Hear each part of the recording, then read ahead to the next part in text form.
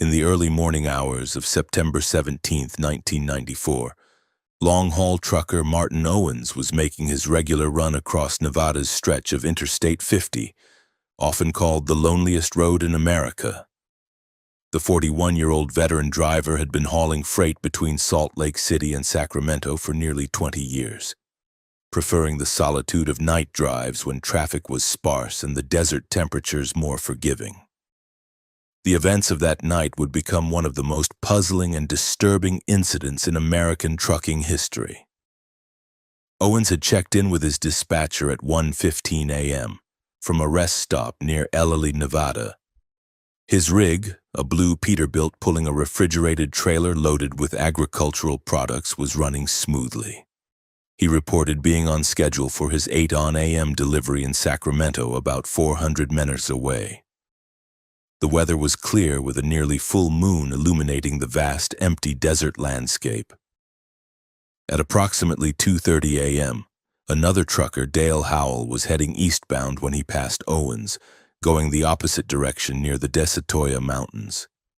The two had known each other casually for years, recognizing each other's trucks and exchanging the customary flash of headlights. Howell would later recall that everything seemed normal when they passed. It was what happened next that would haunt Nevada Highway Patrol and multiple law enforcement agencies for decades.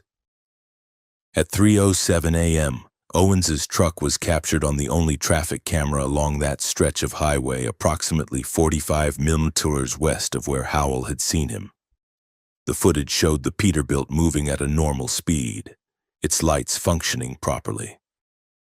This was the last confirmed sighting of Martin Owens.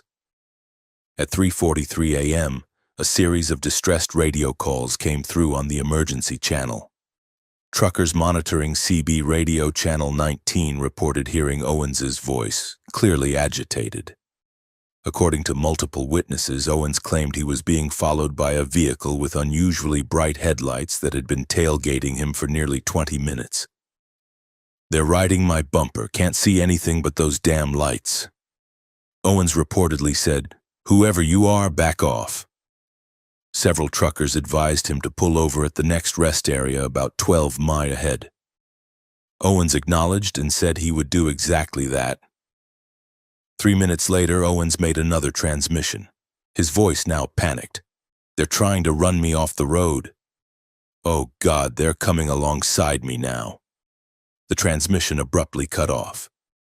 Two truckers who were about 30 miles behind Owens reported seeing distant headlights that appeared to swerve violently off the road, followed by what they thought might be a flash of light from the distance.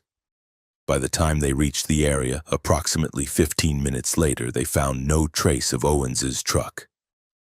When Owens failed to arrive at his destination or check in with his company, a massive search was launched. Highway patrol officers retraced his route but found no skid marks, no evidence of an accident, no debris, nothing to indicate where a 70,000 lb tractor trailer might have gone. The search expanded to include helicopters and search parties combing the harsh desert terrain on both sides of the highway for miles. 2 days later, investigators discovered tire tracks leading off the highway into a rarely used maintenance road. The tracks continued for approximately 7 miles before mysteriously ending in a wide, flat area of the desert.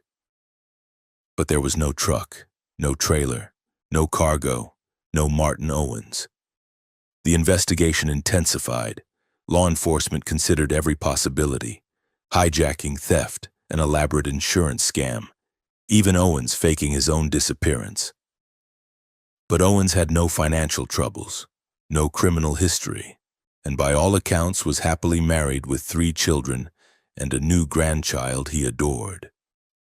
3 weeks after his disappearance, Owens's wallet was found by a hiker approximately 30 miles north of where the truck tracks had ended. It contained his driver's license, credit cards, and $236 in cash, ruling out robbery as a motive. The case took an even more disturbing turn 2 months later when a Nevada Department of Transportation road crew discovered Owens's CB radio, damaged but recognizable, in a dry creek bed nearly 15 min from the highway. Forensic analysis found several fingerprints that couldn't be matched to any database. Other truckers came forward with their own strange experiences on that same stretch of I-50. Several reported being aggressively followed by vehicles with unusually bright headlights in the weeks before and after Owens's disappearance. One driver described being forced onto the shoulder by an unmarked white van that sped away when another vehicle approached. Another claimed to have seen a similar van parked at various rest stops along I-50, always at night, always with its lights off. In January 1995, a breakthrough seemed imminent when police in Reno arrested 3 men in connection with a series of cargo thefts from trucks.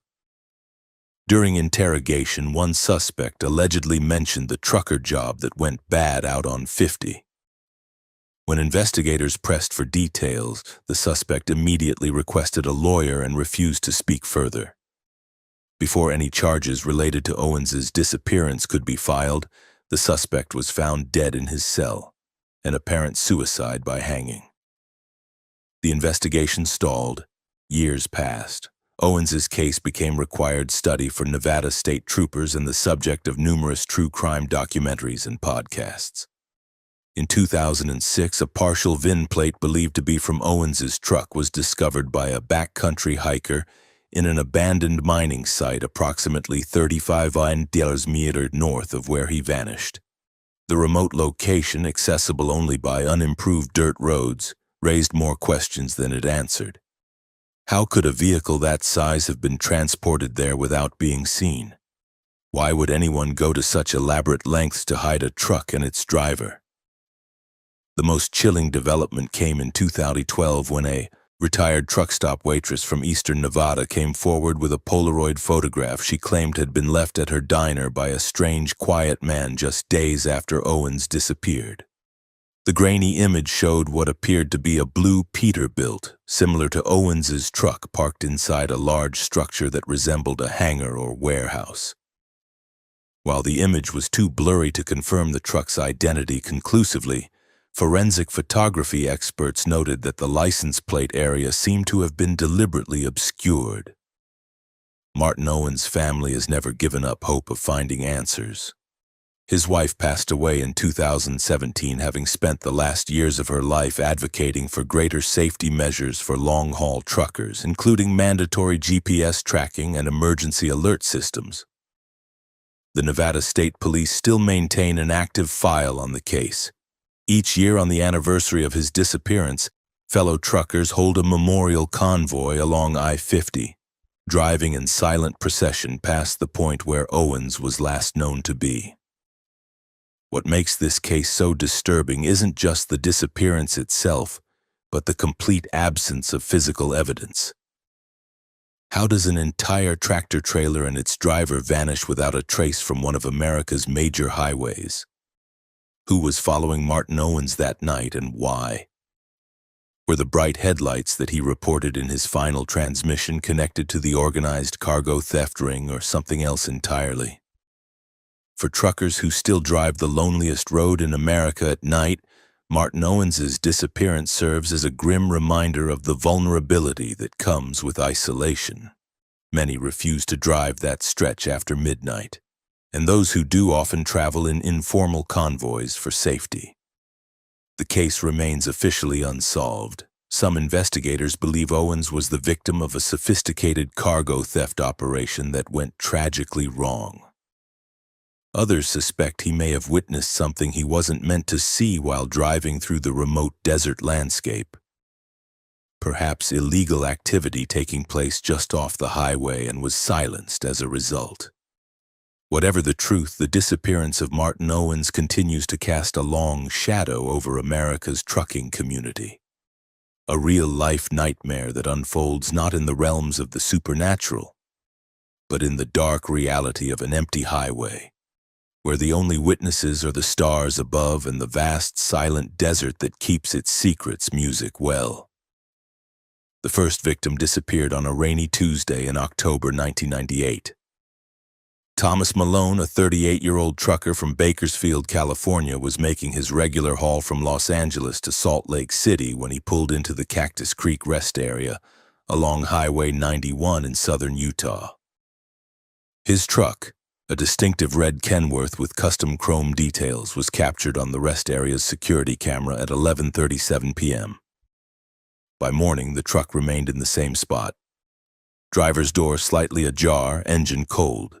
Thomas Malone was nowhere to be found. Inside the cab, investigators found Malone's logbook with meticulous entries, his overnight bag still packed, and a half-finished cup of coffee. His wallet lay open on the passenger seat with $174 in cash untouched. There were no signs of struggle, no blood, no evidence of foul play. It was as if Malone had simply stepped out of his truck and vanished into the thin desert air. What made the disappearance particularly baffling was Malone's reputation for reliability.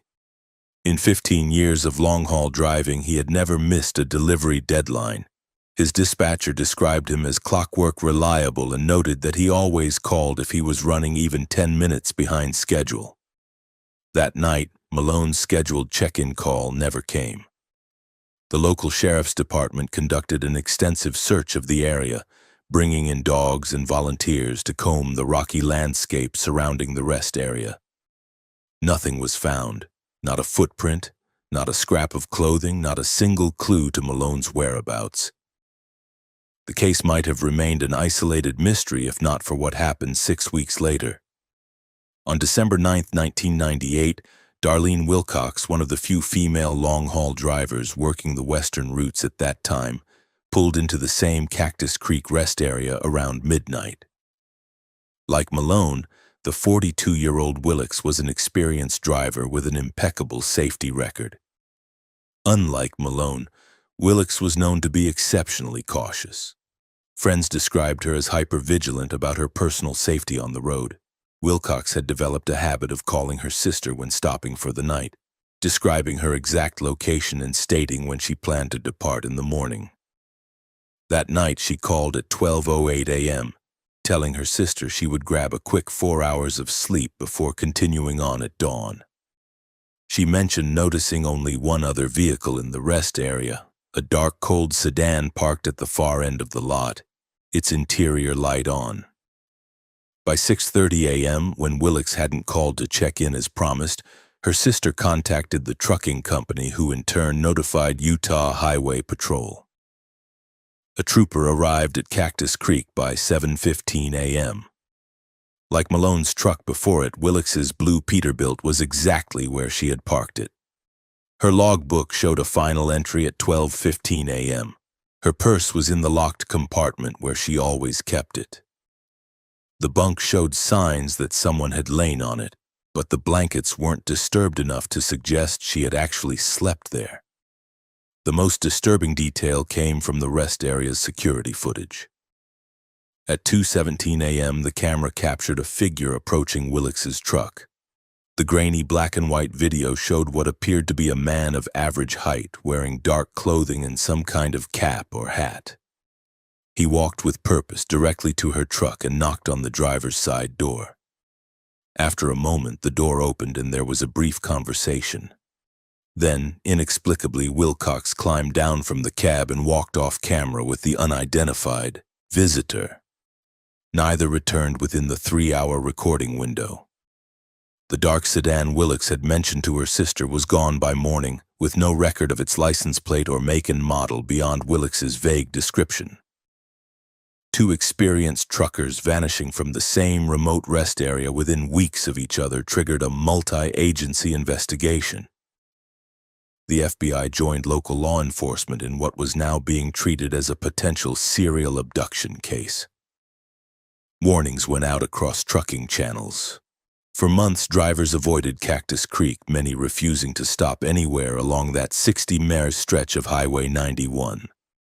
The case took an unexpected turn in March 1999 when a Nevada Department of Transportation road crew, clearing debris after a flash flood approximately 30 miles southwest of Cactus Creek, discovered a weathered leather wallet wedged between rocks in a dry wash. Inside was Thomas Malone's driver's license. The discovery prompted a renewed search of the area, which yielded more evidence. A woman's work boot matching the type Darlene Wilcox was known to wear, and most chillingly, a small notebook with a list of truck driver names including both Malone and Wilcox. 3 other names on the list had been crossed out.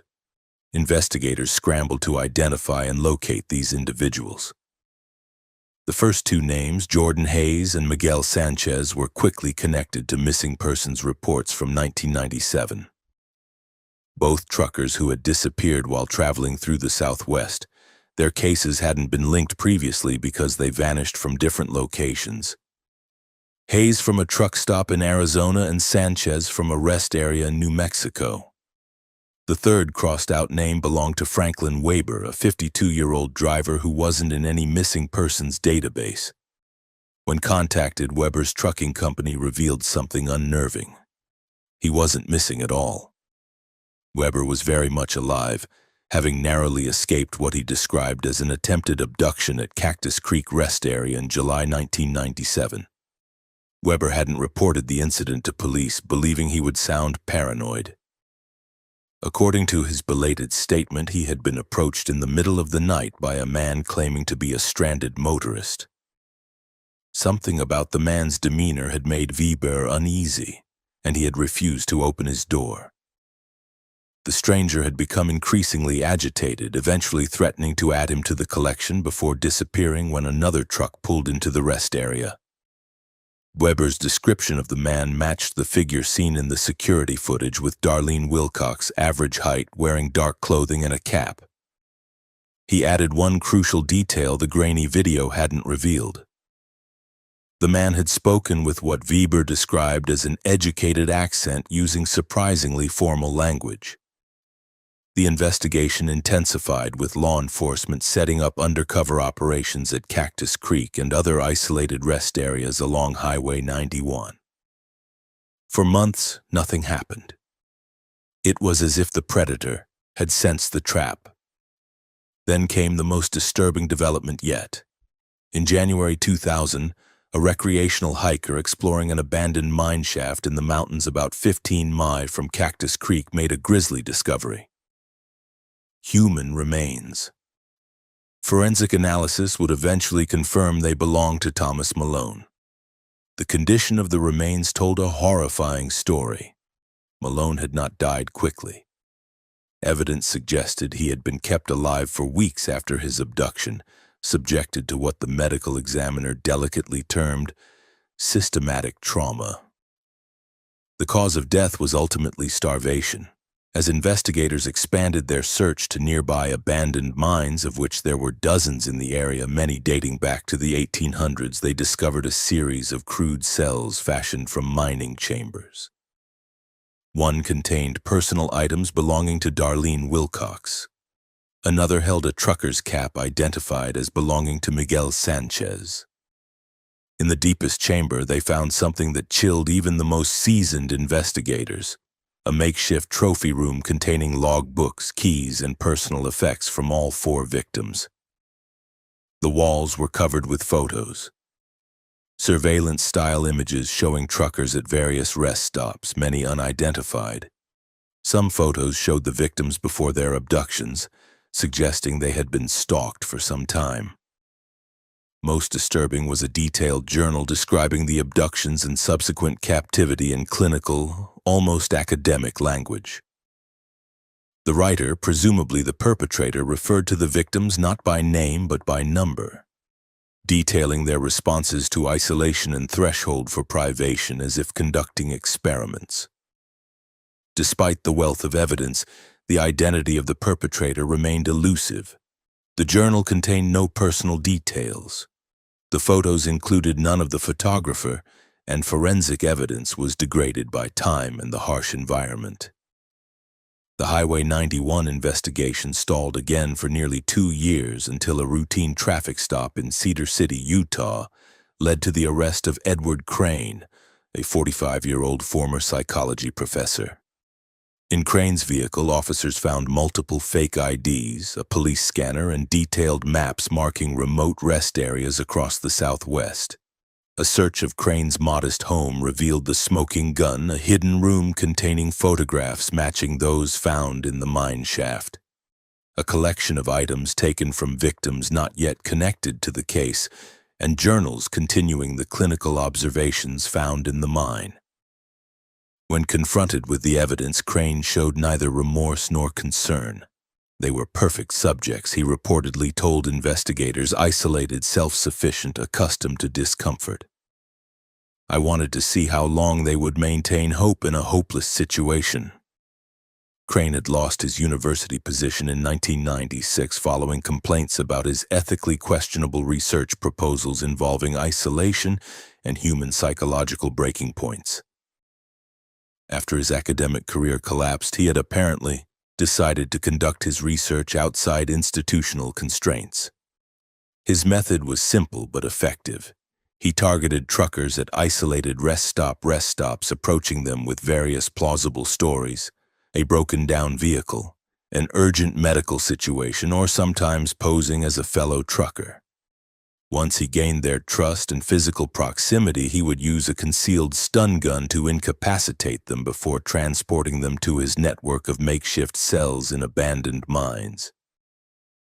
In April 2002, Edward Crane was convicted of 4 counts of kidnapping and murder, receiving multiple life sentences without the possibility of parole.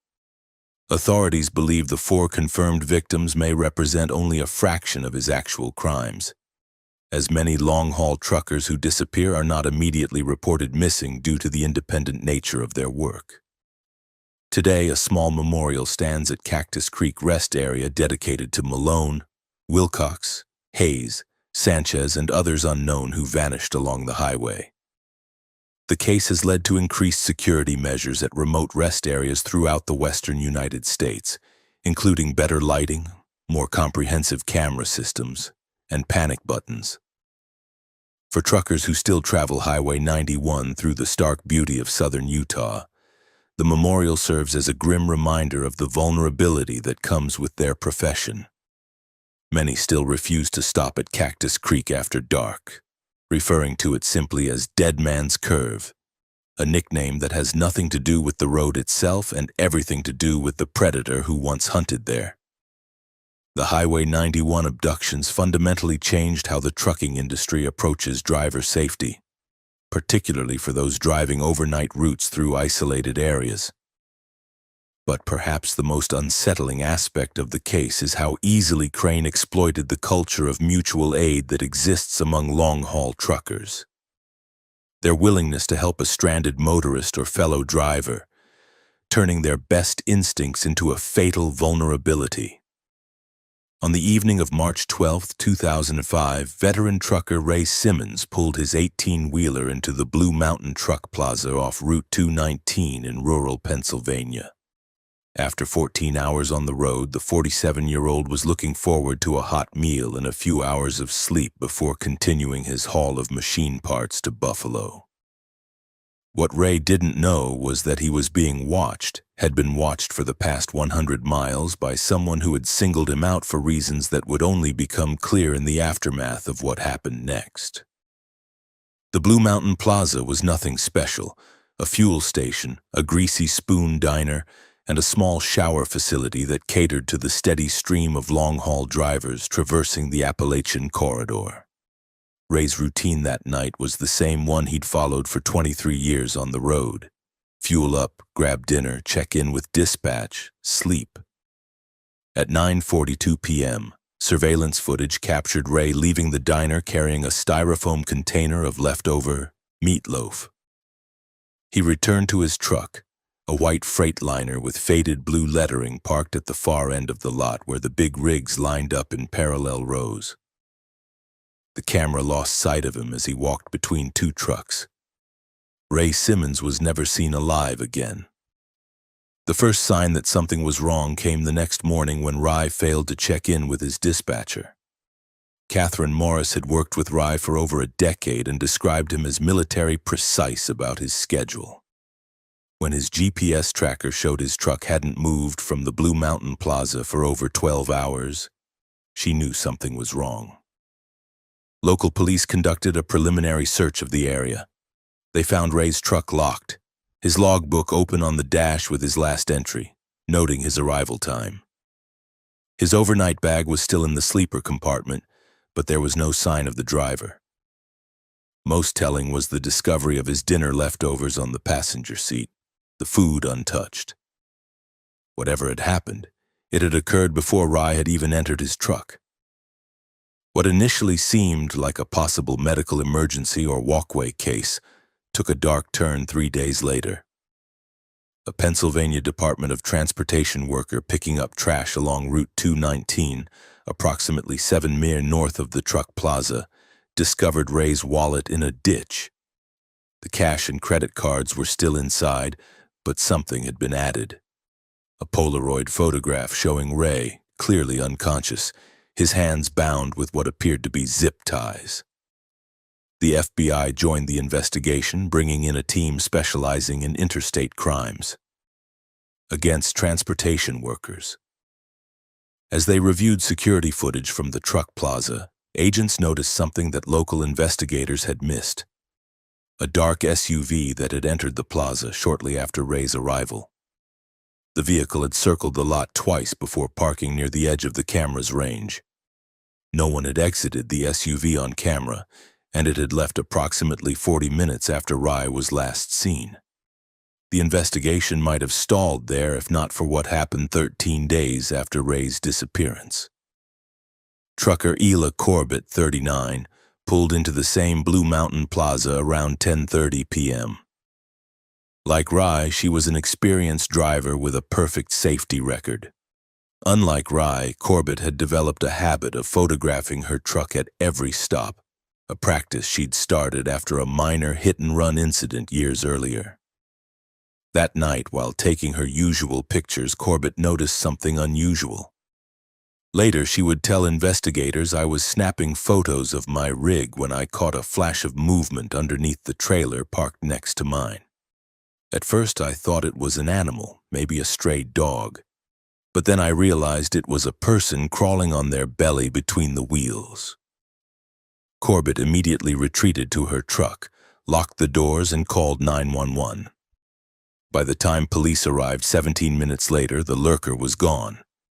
However, Corbett's photographs provided the first clear image of the suspect: man in his 30s or 40s wearing dark clothing and what appeared to be tactical-style gloves. Most unsettling was the object clearly visible in his hand, a telescoping rod with what looked like a wire loop at the end, similar to animal control catch poles used to snare aggressive dogs.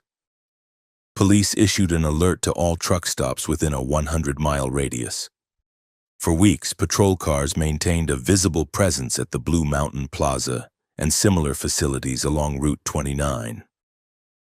The FBI released a composite sketch based on Corbett's photographs, which generated dozens of tips but no solid leads. Then in early May 2005, nearly 2 months after Ray Simmons vanished, a breakthrough came from an unexpected source. State police responded to a single vehicle accident on a rural road about 30 miles from the Blue Mountain Plaza.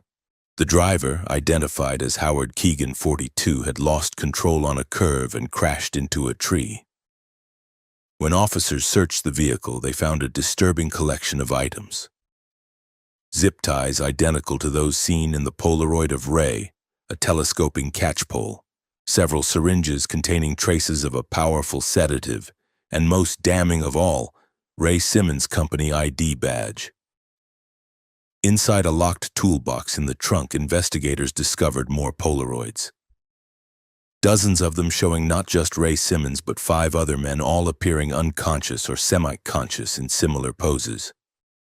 One of the photographs revealed a partial interior that forensics experts would later identify as a specific type of utility van. A search of property records led police to an abandoned dairy farm owned by Keegan's deceased uncle. There, in a converted milk house with reinforced doors and blacked-out windows, they found the horrifying answer to what had happened to Ray Simmons and presumably the other men in the photographs. The concrete-floored room contained a metal-framed bed bolted to the floor with restraint points at each corner. A drain had been installed in the center of the room. Forensic teams recovered hair and blood samples from multiple individuals, including Ray. On a workbench, investigators discovered notebooks filled with detailed surveillance notes on dozens of truckers, including their routes, schedules, and habits. Howard Keegan survived the crash but suffered serious head trauma. When he regained consciousness in the hospital under police guard, he was unable or unwilling to speak. Neurologists confirmed he had suffered damage to areas of his brain associated with speech and memory. Whether genuine or feigned, Hagen's silence meant that many questions about his crimes would remain unanswered. What investigators pieced together from evidence painted a methodical predator who had developed a system for hunting long-haul truckers. Keegan would identify potential victims at truck stops, follow them to determine their habits, then lie in wait. Using the catch pole, a tool that allowed him to maintain distance, he would deliver an incapacitating injection of sedatives, then transfer his unconscious victims to his van. The most chilling aspect of the case emerged when investigators gained access to Keegan's home computer. For years, he had frequented online forums dedicated to true crime and serial killers, particularly those who had targeted travelers and highway users. In private messages, he had expressed admiration for their methods while criticizing their mistakes that led to their eventual capture. Keegan had been employed intermittently as a long-haul trucker himself between 1998 and 2003, but had lost his commercial license after a series of safety violations. Records showed he had worked briefly at the Blue Mountain Plaza as an overnight janitor before being fired for erratic behavior. This history gave him intimate knowledge of trucker routines and the relative isolation of certain areas of large truck stops, particularly at night. As the investigation expanded, law enforcement connected Keegan to at least 3 other disappearances of truck drivers across Pennsylvania and neighboring states. In each case, the pattern was similar. Experienced drivers vanishing from truck stops with their personal belongings left behind. The fate of Ray Simmons was finally determined when cadaver dogs led searchers to a remote section of the dairy farm property. There, in a stand of dense pines, they found human remains buried in shallow graves. DNA testing would eventually confirm the presence of Ray and 4 other victims. The Keegan case sent shockwaves through the trucking industry, highlighting vulnerabilities that many drivers had long worried about, but rarely discussed openly. Truck stops across the country implemented new security measures, including better lighting, expanded camera coverage focused on truck parking areas, and in some locations, regular security patrols. For many long-haul truckers, the case confirmed their worst fears about the dangers that lurk in the blind spots of America's highways. The solitude that many drivers cherish became something more ominous. Isolation that could make them targets. Female truckers like Elaine Corbett, whose quick thinking and photography habit had helped break the case, reported feeling especially vulnerable. In response, trucking companies developed new protocols, including regular check-in requirements and panic buttons in newer trucks. Many drivers began traveling in loose convoys, maintaining radio contact with colleagues even during rest periods. The buddy system, once mainly used by rookies, became standard practice for veterans as well. Howard Keegan never stood trial for his crimes. In October 2006, while awaiting competency evaluation at a secure medical facility, he used a sharpened plastic utensil to open an artery in his arm. He left no suicide note, taking whatever twisted motivations had driven him to his grave. The Ray Simmons Memorial Fund was established by his former employer to help improve safety conditions for long-haul drivers. Every year on the anniversary of his disappearance, truckers passing the Blue Mountain Plaza sound their horns in a solemn tribute that echoes across the Appalachian foothills.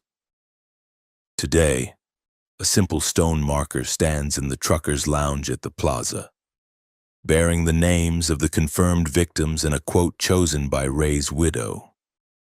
The road is long, but they are not forgotten. For veteran drivers who still traverse Route 219 through the rolling Pennsylvania countryside, the Blue Mountain Plaza serves as a grim reminder of the vulnerability that comes with life on the road. Many still refuse to park in the far section of the lot, referring to it as the blind spot, a term that has nothing to do with mere visibility and everything to do with the predator who once hunted there, selecting his victims from the shadows between the trucks. The case of the Route 219 stalker fundamentally changed how the trucking industry approaches driver safety, particularly during overnight rest periods.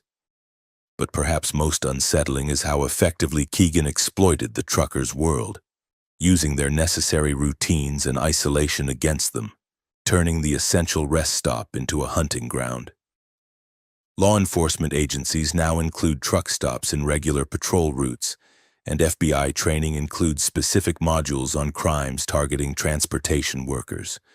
But for those who drive the long, lonely stretches of America's highways, the legacy of Howard Keegan is a constant reminder that sometimes the greatest danger isn't the road ahead, but what or who might be watching from the blind spot. Music. In the pre-dawn darkness of November 18, 2008, Victor Reese navigated his 18-wheeler along the winding roads of Montana's Bitterroot Range. The 53-year-old trucker from Spokane was hauling industrial refrigeration equipment to Missoula, taking a lesser-used mountain route, Highway 472, to avoid construction delays on the main interstate. As an early winter storm began dumping heavy snow across the region, Reed checked in with his dispatcher at 4:17 a.m., reporting that conditions were deteriorating but still manageable. "Visibility is down to about 50 yards," he said over the crackling CB radio. "But I've got chains on and I'm making decent time. Should clear Deadfall Canyon before the worst hits." It was the last communication anyone would have with Victor Reese for the next 72 hours. Hours that would become the focus of one of the most disturbing and baffling incidents in American trucking history. When Reese failed to arrive at his scheduled delivery in Missoula by noon, his employer, Northwestern Logistics, began standard protocols for a delayed driver. They attempted to reach him by radio and cell phone, neither of which received a response. The truck's onboard GPS tracking system showed it had stopped moving at approximately 5:30 a.m. in a remote section of Highway 472 that cuts through Deadfall Canyon, a steep-walled ravine notorious among local drivers for poor cell reception and treacherous winter conditions. By 3:05 p.m., with no word from Reese and the GPS showing no movement for over 9 hours, Northwestern Logistics contacted the Montana Highway Patrol. Given the severe weather conditions, authorities suspected Reese had either pulled over to wait out the storm or possibly slid off the road. A patrol unit was dispatched, but had difficulty reaching the location due to rapidly accumulating snow. By nightfall, with conditions deemed too dangerous for continued search efforts, the operation was suspended until morning. The following day, as the storm cleared, search and rescue teams accessed Highway 472 from both ends. At 11:23 a.m., they located Reese's truck, a white Kenworth T680 with Northwestern Logistics markings, parked in a small turnout approximately halfway through Deadfall Canyon. The engine was off, the doors were locked, and there was no sign of the driver. What investigators found inside the truck would only deepen the mystery. Reese's logbook was open on the dash with his last entry noting poor visibility and his decision to wait out the worst of it. His wallet containing $237 in cash and all his credit cards was in the center console. His insulated jacket was still hanging on the back of the driver's seat. Most puzzling was his cell phone plugged into the charger with several missed calls from his employer and family. There were no signs of struggle or foul play inside the cab. The only unusual element was a half-eaten breakfast sandwich and a thermos of coffee that had spilled across the passenger seat, suggesting Reese may have left the vehicle in haste. Outside, investigators found boot prints in the snow leading from the driver's side door toward the edge of the turnout, where they abruptly disappeared at the guardrail overlooking a steep wooded slope. Despite an extensive search of the canyon below, including the use of cadaver dogs, no trace of Victor Ree was found, as news of the disappearance spread through the tight-knit trucking community. An unexpected development brought investigators a potential lead. Janet Howell, a 45-year-old trucker from Idaho, contacted authorities after seeing a news report about Ree. Howell had been driving the same route in the opposite direction during the storm, and had stopped at the same turnout around 5 a.m. to secure a shifting load. I was struggling with the straps in the snow when headlights came around the bend. Howell later told investigators, "It was a relief to see another vehicle. That road gets lonely, especially in bad weather." The truck pulled into the turnout behind me, and I figured it was another driver waiting out the storm. Howell described finishing her work and climbing back into her cab. As she prepared to pull out, she noticed something that struck her as odd. A smaller vehicle, possibly an SUV, had pulled in behind the second truck. Through the swirling snow and darkness, she could make out what appeared to be a flashing light on its roof. "I assumed it was road maintenance or maybe a highway patrol car," she said. I didn't think much of it at the time. The weather was getting worse by the minute, and I was focused on getting through the canyon before it became impassable. What Howell observed was potentially the last documented sighting of Victor Ree and his truck. The timeline matched the GPS data, showing when Reese's vehicle had stopped moving. But her account raised troubling questions. No official vehicles, highway patrol, maintenance, or emergency services had been dispatched to that area until later that afternoon. If the vehicle with the flashing light wasn't an official responder, who was it? The investigation took an even more disturbing turn 3 days after Reese's disappearance. A Montana Fish and Wildlife officer patrolling a remote access road approximately 12 minutes from Deadfall Canyon discovered an abandoned SUV partially hidden among trees. The black Ford Explorer had been wiped clean of fingerprints, its license plates removed. Inside, forensic technicians found something chilling.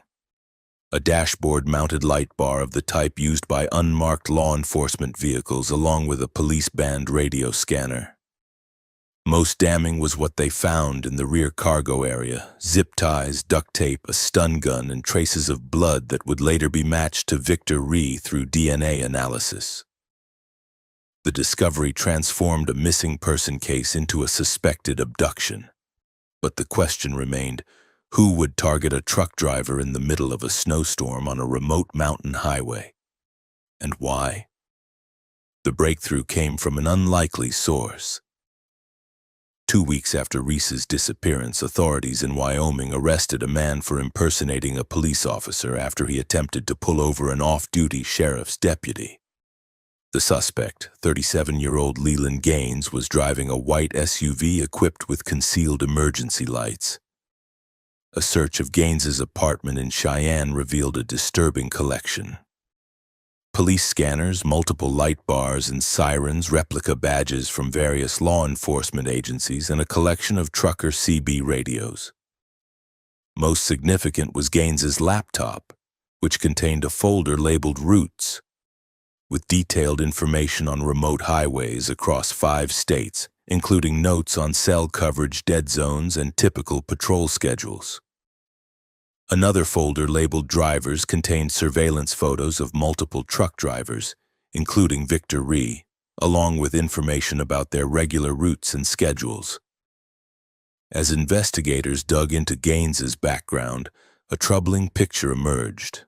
The former security guard had applied to multiple police departments over the years, but had been rejected each time during psychological evaluation stages. He had accumulated an extensive collection of police memorabilia and spent hours listening to scanner traffic. Neighbors described him as obsessed with law enforcement and noted that he often wore tactical clothing and drove vehicles that resembled unmarked police cars. When confronted with evidence linking him to the Deadfall Canyon incident, Gaines initially denied any involvement. However, facing mounting forensic evidence, including cell tower data, placing him in the area on the morning of Reese's disappearance, he eventually confessed to a pattern of crimes targeting isolated truckers. According to Gaines's confession, he had developed a methodology for identifying vulnerable drivers on remote routes. Using police scanners and CB radio, he would listen for truckers reporting their positions during bad weather or mechanical troubles. Posing as law enforcement, he would approach the stranded drivers, gain their trust, and then overpower them. "They always open the door," he told investigators in a recorded interview. "When someone thinks you're a cop, they don't question it. They're programmed to comply." In Reese's case, Gaines admitted to monitoring CB chatter during the snowstorm and hearing Reese's call to his dispatcher about the deteriorating conditions. Recognizing an opportunity, he followed Reese's truck through Deadfall Canyon, waiting until the driver pulled over to wait out the storm. Using emergency lights and wearing what appeared to be an official uniform, Gaines approached the truck, claiming to be checking on stranded motorists. When Ree opened his door, Gaines incapacitated him with a stun gun before forcing him into the SUV. The presence of Janet Howell's truck in the turnout had been an unexpected complication, but Gaines had maintained his law enforcement persona, even nodding acknowledgement to her as she pulled away, a chilling detail Howell would later confirm. What happened next remains one of the most disturbing aspects of the case. Gaines took Reese to an abandoned hunting cabin deep in the Bitterroot Wilderness, a location so remote it was only accessible by four-wheel drive vehicles in good weather. There, according to forensic evidence later collected from the site, he held Ree captive for approximately 38 hours before the trucker attempted to escape during a moment when Gaines was outside checking his vehicle.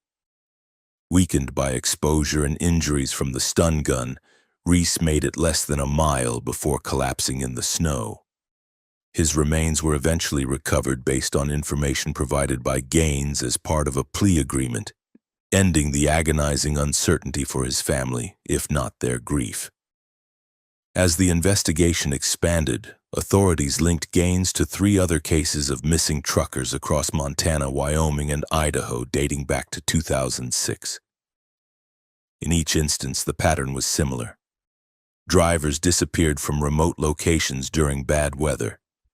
Their trucks found abandoned but intact with few clues to their fate. In July 2009, Leland Gaines pleaded guilty to 4 counts of kidnapping and murder, receiving multiple life sentences without the possibility of parole. During sentencing, the judge described his crimes as predatory in the most calculating sense, noting the extraordinary measures Gaines had taken to target victims who were isolated and vulnerable. The Deadfall Canyon incident and subsequent investigation fundamentally changed security protocols within the trucking industry. Companies implemented enhanced GPS tracking systems that could detect unusual stops and trigger automatic alerts. Many carriers began requiring check-in calls when drivers stopped in remote areas, regardless of weather or time of day. Some outfitted their fleets with dashboard cameras that activated when someone approached the truck.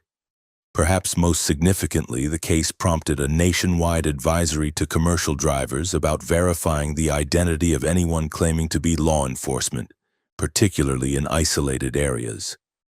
The trust but verify protocol, calling dispatch to confirm the legitimacy of an officer before opening doors, has become standard practice among long-haul truckers. For those who still drive the mountain routes of the northern Rockies, particularly Highway 472 through Deadfall Canyon, Victor Reese's story serves as a somber reminder of the unique vulnerabilities faced by those who keep America's supply chains moving through the most isolated corners of the country. A small memorial plaque now stands at the turnout where Ree was last seen, bearing his name and the names of Gaines's other victims. Truckers passing through often stop briefly to leave small tokens, coins, keychains, or truck miniatures. A gesture of solidarity with a fellow driver who never made it home. The legacy of the Deadfall Canyon incident lives on in the changed practices of an entire industry, and in the heightened awareness among truckers that sometimes the greatest dangers on America's highways have nothing to do with road conditions or mechanical failures, but with the predators who understand and exploit the solitary nature of their profession. As veteran trucker Janet Howell, whose chance encounter placed her unwittingly at the edge of a nightmare, would later observe, "We're the most visible invisible people in America. Everyone sees our trucks, but few people think about the vulnerable human being inside that cab. Often alone, often in the middle of nowhere, just trying to do their job." On the moonless night of July 8, 2011, 36-year-old trucker Darren Wilkins pulled his rig into the Ocado rest area along Interstate 10, about 80 miles east of Tucson, Arizona. After 11 hours hauling refrigerated produce from California to Texas, Wilkins needed a mandatory break before continuing his journey.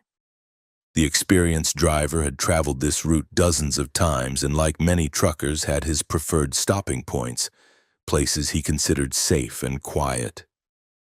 The Ocado rest area, with its expansive lot allowing trucks to park well away from the noise of the highway, had always been one of his favorites. What Wilkins couldn't have known was that this routine stop would place him at the center of one of the most disturbing serial murder cases in recent American history. At 6:17 a.m. the next morning, Wilkins failed to check in with his dispatcher, missing his scheduled departure time. When repeated calls to his cell phone went unanswered, his employer contacted Arizona Highway Patrol requesting a welfare check at Wilkins's last known location. Trooper Miguel Sanchez arrived at the Ocado rest area at 7:45 a.m. He found Wilkins's truck, a blue Peterbilt with refrigeration unit, parked in the far corner of the lot, engine off, doors locked. Through the window, Sanchez could see Wilkins slumped in the driver's seat. Initial assumptions of a medical emergency quickly gave way to a more sinister reality when Sanchez broke the window to gain entry. Darren Wilkins had been strangled with a thin wire garage. The medical examiner would later determine that death had occurred between 2 and 3 quack. His wallet remained in his back pocket containing $150 in cash. His logbook showed a final entry at 11:42 p.m., noting his arrival and planned departure time. Nothing appeared to be missing from the truck. The most unsettling detail was what responding officers found clutched in Wilkins's right hand. A small plastic whistle, yellow in color, of the type commonly sold in children's toy stores. It hadn't belonged to Wilkins. According to his family, it appeared to have been deliberately placed in his hand after death. The case might have remained an isolated tragedy if not for what happened 3 weeks later at the Lordsburg rest area, 150 east along the same stretch of I-10 in New Mexico. On July 29, 2011, another trucker, 42-year-old Elena Vasquez, was found murdered in the sleeper berth of her truck under eerily similar circumstances. Like Wilkins, Vasquez had been geared with a thin wire. Like Wilkins, nothing had been stolen. And like Wilkins, a small plastic whistle, this one blue, had been placed in her hand. The similarities were impossible to ignore. Law enforcement agencies in Arizona and New Mexico formed a joint task force, bringing in FBI support to investigate what they now suspected was the work of a serial killer targeting long-haul truckers. As detectives combed through months of incident reports from rest areas along I-10, they discovered something chilling. Wilkins and Vasquez weren't the first victims. 7 months earlier, in December 2010, 51-year-old Peter Krause had been found dead in his truck at a rest stop just west of El Paso, Texas. His death had initially been attributed to a heart attack, but the autopsy had noted unusual bruising around his neck that hadn't been fully explained. When investigators re-examined Krause's case file, they found a detail that had been noted but not given significance. A small green whistle had been found on the floor of the cab near the body, assumed to have fallen from Krause's pocket. His family, when interviewed, confirmed that Krause had not owned such an item. The task force now had 3 linked cases spanning 3 states along the same interstate corridor.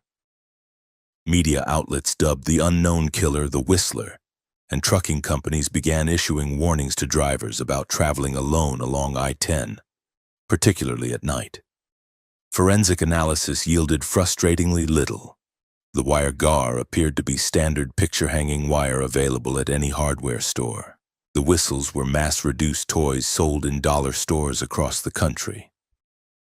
No fingerprints, DNA, or other traceable evidence had been left behind. The breakthrough came from an unexpected source. Following a news conference about the murders, a truck stop employee in Las Cruces, New Mexico, contacted authorities with information that would fundamentally change the investigation. Melissa Torres, a night shift cashier at the Roadrunner Truck Plaza, reported that in the weeks before Vasquez's murder, she had observed a peculiar interaction.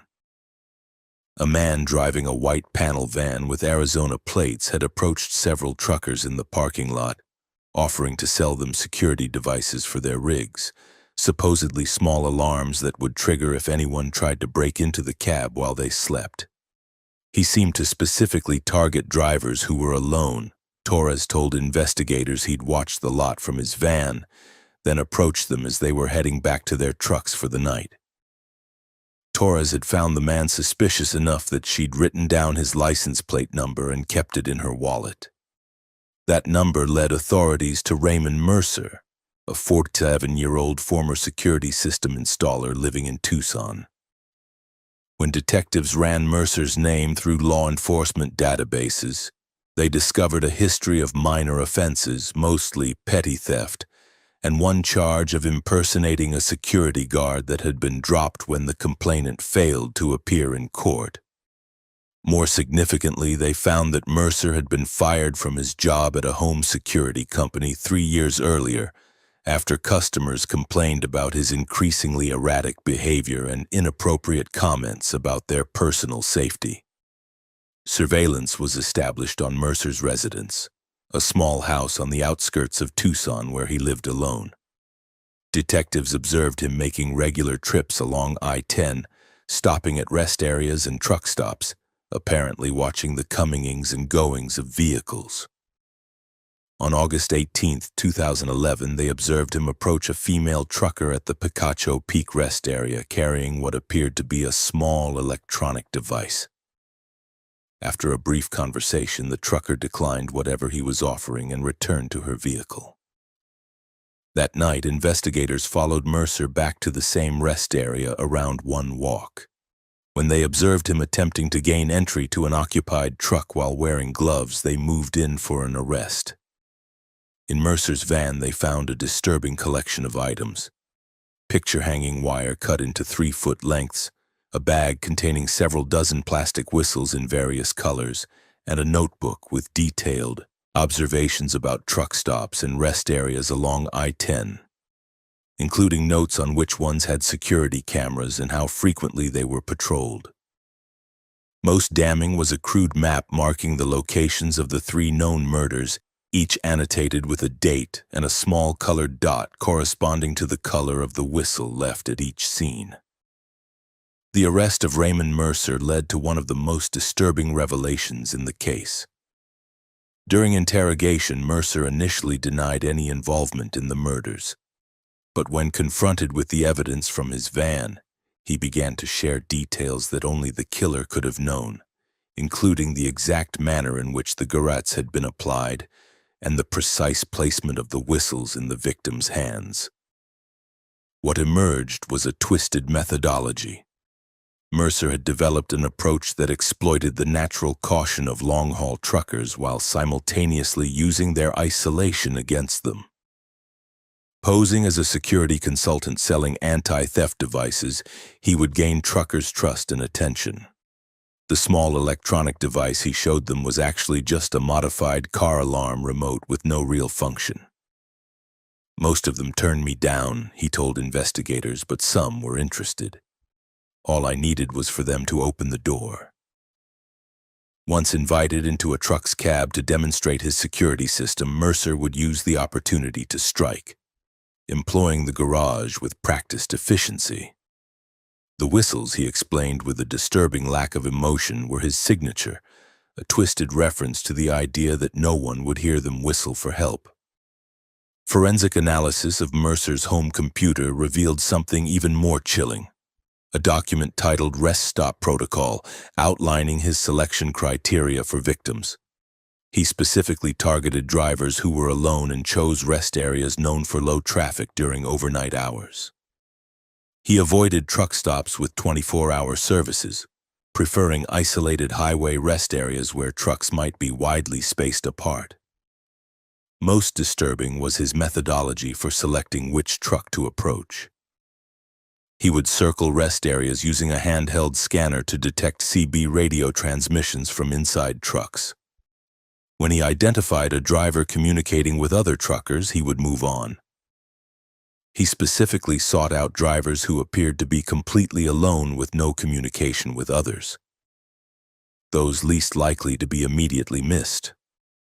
As the investigation expanded, authorities linked Mercer to 5 additional unsolved deaths of truckers across the Southwest dating back to 2009. In each case, the deaths had been attributed to other causes, heart attacks, strokes, or unknown medical conditions, as the grot marks had been subtle enough to be missed by first responders focused on more obvious explanations for a trucker found dead in their cab. In March 2012, Raymond Mercer pleaded guilty to 8 counts of first-degree murder to avoid the death penalty. He was sentenced to multiple life terms without the possibility of parole.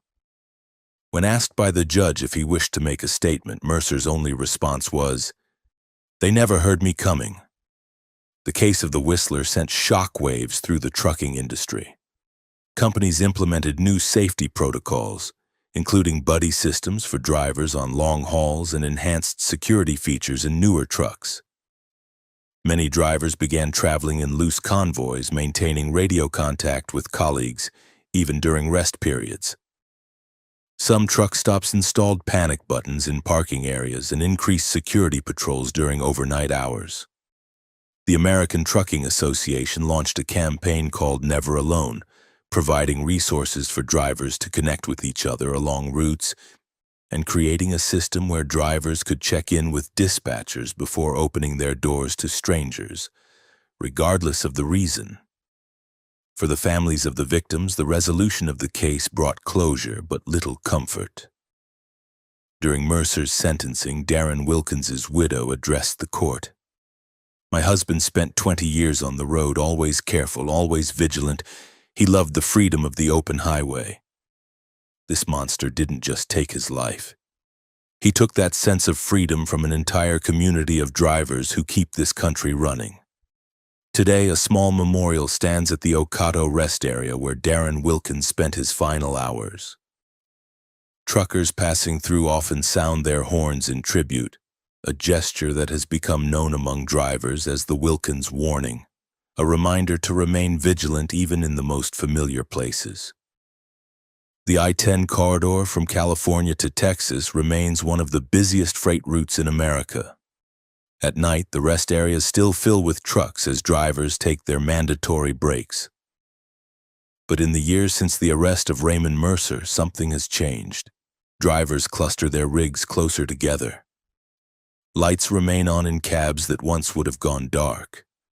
And on the CB radio, a new sign-off has become common among truckers heading to rest. Keep your doors locked and your whistles ready. The case of the I-10 rest stop murders fundamentally altered how an entire industry thinks about personal safety. For the hundreds of thousands of men and women who make their living on America's highways, the legacy of the Whistler is a heightened awareness that sometimes the greatest dangers aren't found on the road itself, but in the seemingly safe places where they stop along the way. As veteran trucker and safety advocate Eleanor Martinez puts it, "Before Mercer, we worried about accidents, weather, mechanical failures. Now we know there's a different kind of hazard out there, people who see our solitude as vulnerability. The open road will never feel quite the same. Music again. On the evening of February 3, 2011, Michael Kaufman's 18-wheeler crested a gentle rise on Highway 37 just north of Harbor Springs, Michigan. The 44-year-old veteran driver was hauling automotive parts from Detroit to a manufacturing plant in the Upper Peninsula, a route he'd traveled at least twice monthly for the past decade. What happened in the next 15 minutes would become one of the most harrowing survival stories in American trucking history, and expose a terrifying truth that would change highway safety protocols across the northern United States. The night was clear but bitterly cold, with temperatures hovering around 15 degrees F. Kaufman's logbook, recovered later, showed he'd made good time despite the harsh winter conditions, keeping a steady pace of just under the speed limit. At 9:47 p.m., he radioed a routine check-in to his dispatcher, reporting all systems normal and estimating his arrival at his destination by 2 walk. The Harbor Springs Bridge, spanning a deep ravine about 70 ft above the frozen Pine River, was a familiar landmark for Kaufman, a concrete and steel structure built in the 1970s and recently inspected.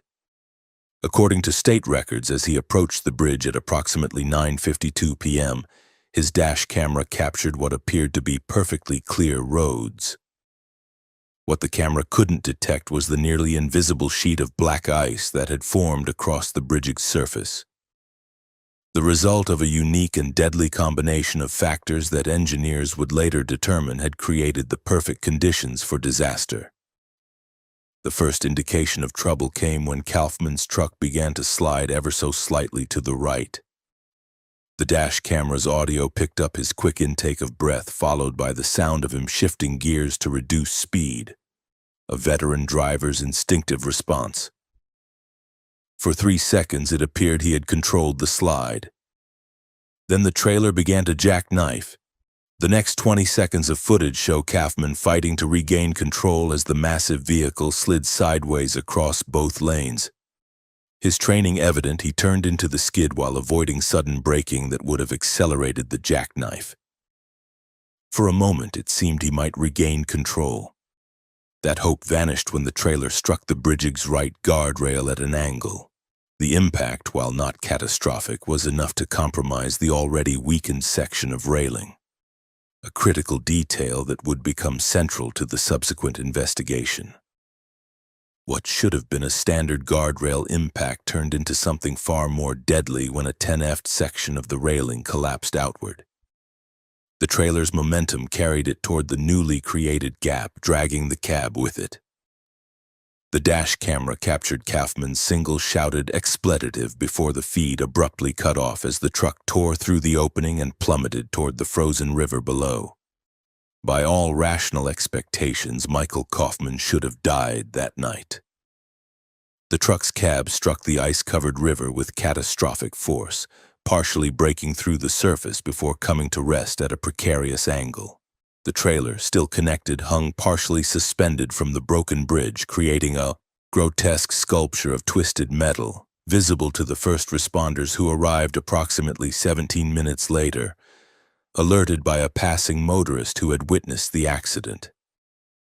What those first responders found was something none of them had anticipated. Kaufman was alive. Thrown from the cab during impact, but somehow avoiding being crushed, Kaufman had landed on the frozen river surface about 21 ft from the partially submerged truck. Though severely injured with multiple fractures and showing signs of hypothermia, he was conscious when paramedics reached him. His first words, according to the incident report, were, "Something's wrong with that bridge. The rail just went." The rescue operation that followed was complicated by the extreme cold, the precarious position of the suspended trailer, and the risk of the ice giving way completely. Using specialized equipment, emergency teams stabilized Kaufman and transported him to Harbor Springs Regional Medical Center, where he underwent emergency surgery for internal bleeding and compound fractures to both legs. While Kaufman fought for his life in intensive care, investigators began the process of determining what had caused this near-fatal accident. Initial assumptions focused on driver error or possible mechanical failure, standard protocols for any trucking incident. However, as evidence accumulated, a more disturbing picture emerged. Michigan Department of Transportation engineers examining the failed guardrail discovered that the section that had given way showed signs of extensive internal corrosion that would not have been visible during routine external inspections. More troubling, they found that the guardrail's anchoring system had been compromised by improper maintenance during a repair 5 years earlier. But the investigation took an even more unsettling turn when authorities reviewed the past decade of accident reports for the Harbor Springs Bridge. They discovered a pattern. 6 previous accidents involving the bridge's guardrails, all during winter months, all dismissed as routine winter driving incidents with no fatalities. In each case, the damage had been repaired without comprehensive structural assessment. Michigan State Police expanded their investigation, interviewing former highway maintenance workers and contractors. What they uncovered would eventually lead to criminal charges and a complete overhaul of the state's bridge inspection protocols. Jacob Merritt, a former supervisor for the Regional Highway Maintenance Division, admitted under questioning that he had been aware of structural deficiencies in the Harbor Springs Bridge for at least 3 years prior to Kaufman's accident. According to court records, Merritt had documented his concerns in multiple reports to his superiors, specifically highlighting the corroded guardrail anchoring systems. Those reports, investigators discovered, had been repeatedly shelved due to budget constraints with temporary cosmetic repairs, authorized instead of the complete structural overhaul Merritt had recommended. More disturbingly, official inspection reports had been altered to downgrade the severity of the identified issues, changing Merritt's urgent structural concerns to routine maintenance needs. When confronted with these discrepancies, Merritt's former superior, Regional Director Leonard Walsh, initially denied knowledge of any cover-up. However, email records later revealed Walsh had explicitly directed his staff to manage the paperwork to avoid triggering mandatory repairs that would exceed his department's annual budget. "Find a way to make this a next fiscal year problem," one email instructed. The criminal investigation expanded to include multiple officials from the Department of Transportation, eventually resulting in charges ranging from official misconduct to reckless endangerment for 7 individuals. Walsh would ultimately serve 14 months in prison for his role in the cover-up, but the human cost of this negligence was most evident in the painful recovery of Michael Kaufman. After 17 surgeries and months of physical therapy, he would never walk normally again. The traumatic brain injury he sustained left him with persistent cognitive issues that ended his trucking career. His lawsuit against the state of Michigan and the transportation officials was eventually settled for $4.7 million, a fraction of the lifetime care costs he would face. They knew, Kaufman told reporters from his wheelchair during the trial of the transportation officials. They knew that bridge was a death trap waiting to happen, and they did nothing. How many more are out there? That's what keeps me up at night. His question proved prescient.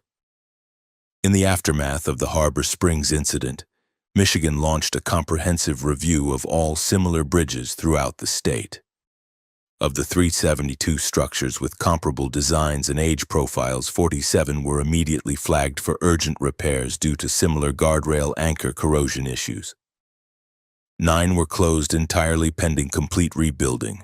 The investigation expanded to neighboring states with similar climate conditions. Within 2 years, more than 300 bridges across the upper Midwest were identified as having potentially fatal flaws that had been masked by cosmetic repairs or documentation manipulation.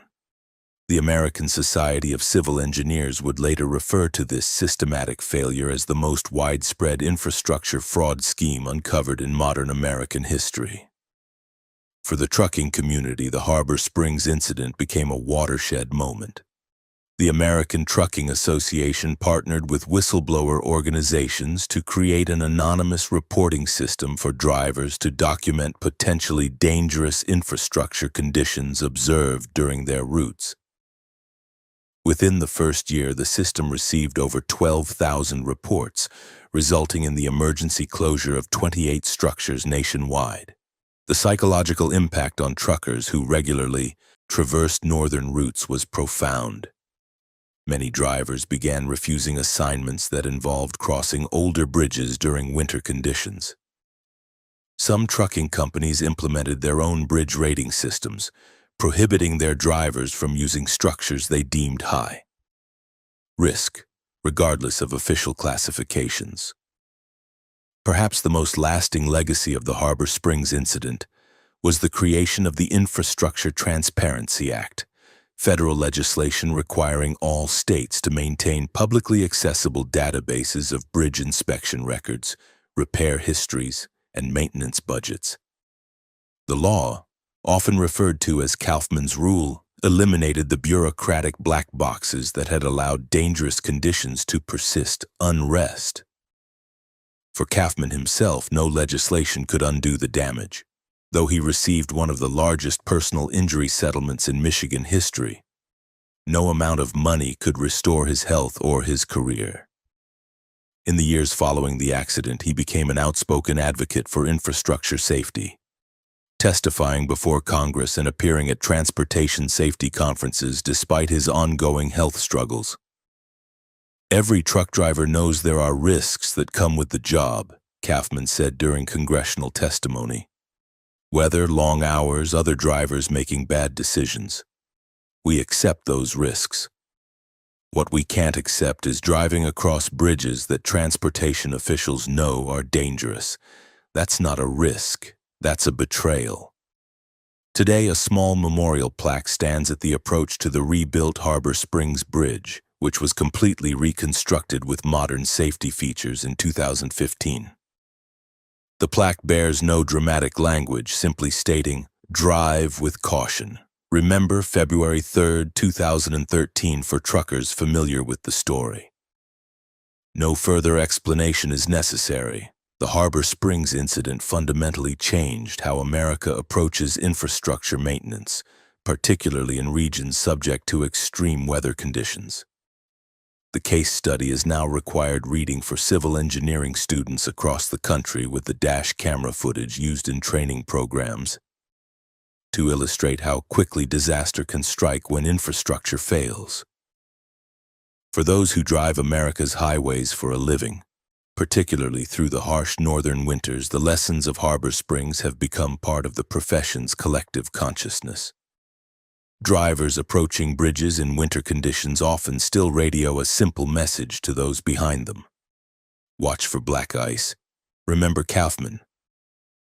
The true horror of the Harbor Springs Bridge incident lies not in the dramatic plunge of a truck from a collapsing guardrail, but in the cold calculation of officials who repeatedly chose budget considerations over human lives, and in the unsettling question that lingers for every driver on America's aging highways: how many other betrayals of public trust remain undiscovered, waiting for the next heavy vehicle, the next patch of black ice, the next Michael Kaufman who might not be lucky enough to survive? On August 17, 2018, Teresa Blackwell pulled her 18-wheeler onto Interstate 5 just north of Redding, California. The 39-year-old trucker from Eugene, Oregon was hauling medical supplies to Sacramento, a route she'd driven dozens of times in her 15-year career. What began as a routine summer haul would soon transform into one of the most harrowing survival stories in modern American trucking history. The summer of 2018 had been particularly brutal for California wildfires. Drought conditions combined with record-breaking temperatures had created a tinderbox throughout much of the state. By mid-August, firefighters were battling 17 active fires, stretching emergency resources to their breaking point. The largest, the Mendocino Complex fire, had already consumed over 350,000 acres, but media attention had largely focused on the more populated areas under threat. Less widely reported was the Cedar Creek fire, which had been smoldering in the mountains west of I-5 near the Oregon-California border. Initially categorized as a moderate threat, burning in remote forest land, it had been assigned limited resources as firefighters prioritized blazes threatening more densely populated areas. That assessment changed dramatically on the morning of August 17th, when unexpected wind shifts drove the Cedar Creek fire toward the interstate with shocking speed. By noon, the fire had grown from 8,000 acres to over 25,000, outpacing the ability of fire authorities to issue timely warnings to travelers along I-5. Blackwell's truck was one of approximately 60 vehicles, including 7 other commercial trucks that found themselves caught in a 20-mile stretch of highway that would soon become a corridor of fire. The first indication of trouble came when she noticed an unusual haze developing to the west, dulling the typically crisp summer skyline of the Shasta Trinity National Forest. "Something's not right with that smoke pattern," she commented to another trucker over the CB radio. The response would later prove tragically prophetic. "Winds shifting.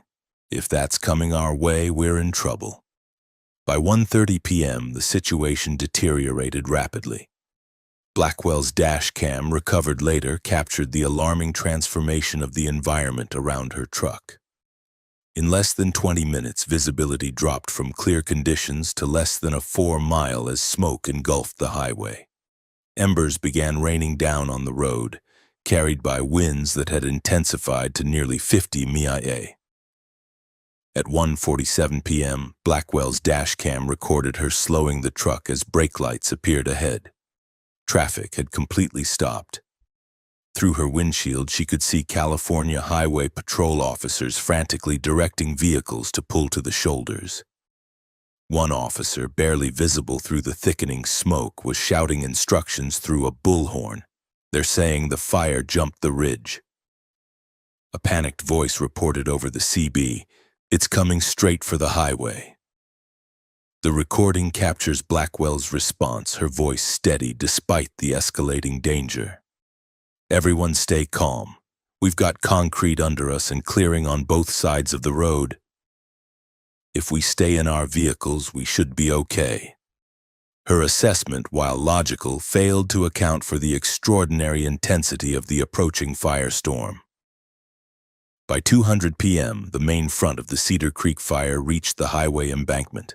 Winds gusting over 60 mph pushed the flames upslope with explosive force, creating a phenomenon fire scientists call a flamed tsunami. A massive wall of fire moving faster than a person can run. Blackwell's dash cam recorded the moment of impact as the fire front struck the line of stranded vehicles. In seconds, visibility dropped to near zero as superheated smoke enveloped the highway. Through the darkness, flashes of intense orange illuminated trees exploding into flames along both sides of the road. The temperature inside Blackwell's cab, according to her truck's environmental sensors, spiked from 92 degrees to over 120 within minutes.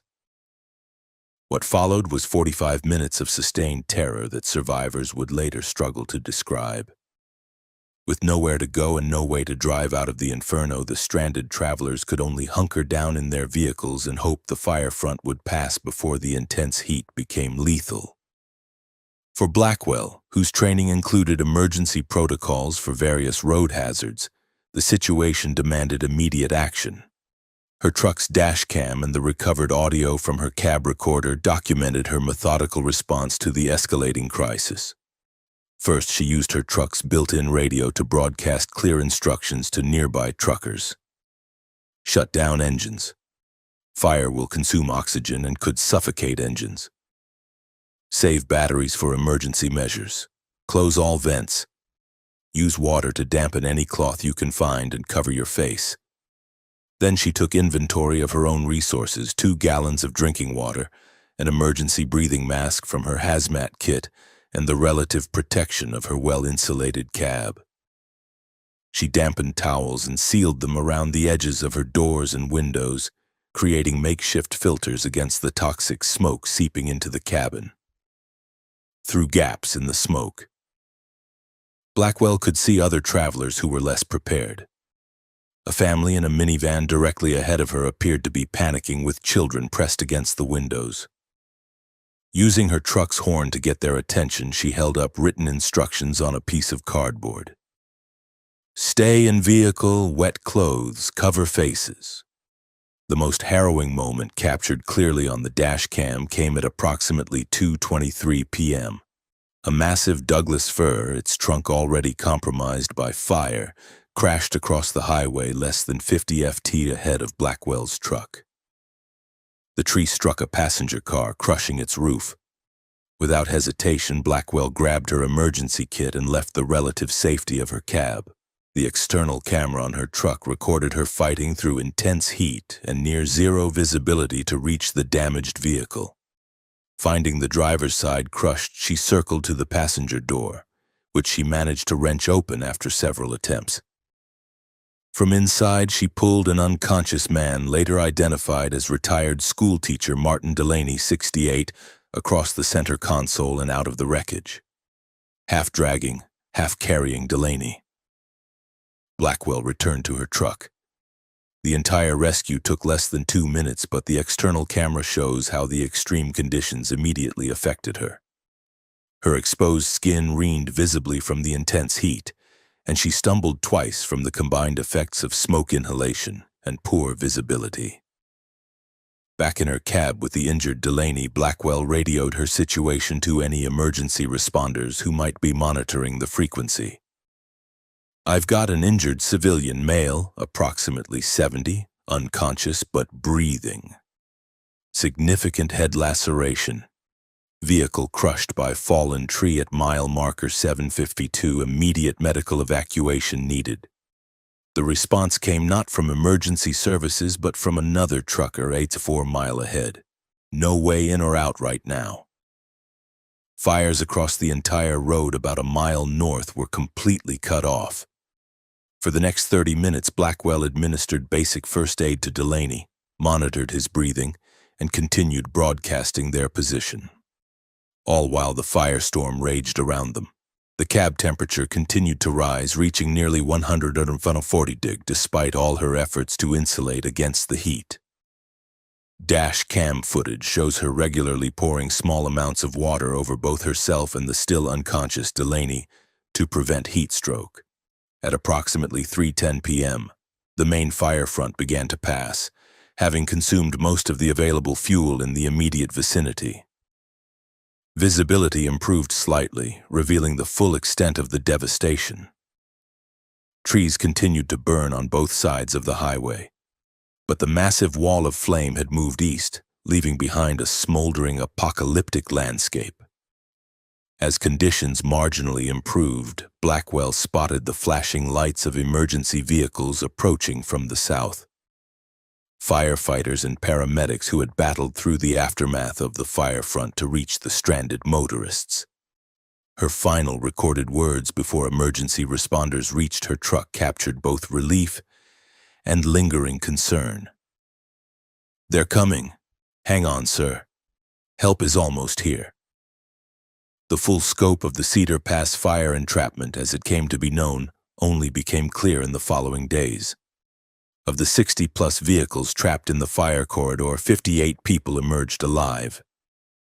Many suffering from smoke inhalation and heat exposure, but remarkably with no life-threatening injuries. 3 people died.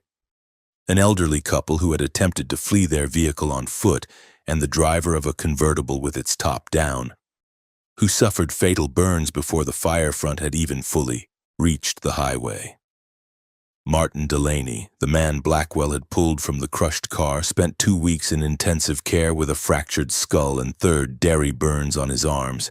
He would later credit Blackwell's quick action with saving his life, telling reporters, "I remember the tree coming down and then nothing until I woke up in the hospital. The doctors told me I had minutes before smoke inhalation would have killed me if I'd stayed in that car." For Teresa Blackwell, the ordeal left both physical and psychological scars. She suffered second-degree burns on her face, neck, and arms from her rescue effort, requiring skin grafts and months of recovery. The psychological impact proved equally challenging. PTSD manifested in recurring nightmares and panic attacks triggered by the smell of smoke or the sound of strong wind. Yet the experience also transformed her into an unexpected advocate for improved emergency protocols on America's highways. In the months following the Cedar Pass incident, she worked with the American Trucking Association to develop new training modules specifically addressing wildfire encounters. Her dash cam footage, which she donated to the National Fire Protection Association, became a cornerstone of educational materials used to train both professional drivers and emergency responders. The Cedar Pass fire entrapment led to significant policy changes for California's transportation and forestry departments. Investigators determined that the rapid advance of the fire toward the highway could have been anticipated hours earlier, but jurisdictional confusion between agencies had delayed both the monitoring of the fire's progression and the issuance of highway closure orders. In response, California implemented a new integrated alert system, linking fire behavior modeling directly to transportation management centers, allowing for earlier highway closures when fire behavior suggests potential risk to travel corridors. The system has since been adopted by 5 other western states prone to wildfires. For the trucking industry, the Cedar Pass incident highlighted both the unique vulnerabilities and crucial capabilities of commercial drivers during natural disasters. Commercial trucks with their reinforced cabs, elevated visibility, and robust communication systems proved to be among the safest vehicles during the fire entrapment. In the aftermath, several motor carriers enhanced their trucks' emergency equipment to include fire-specific items like personal air filtration masks and thermal blankets. Teresa Blackwell eventually returned to trucking 9 months after the incident, though she requested routes that kept her away from high-fire risk areas. When asked by an interviewer why she chose to go back to the profession despite her traumatic experience, her response was straightforward. "The road is still where I belong, but now I drive with a deeper understanding of what it means to be responsible for not just my cargo, but potentially for the lives of everyone around me on that highway."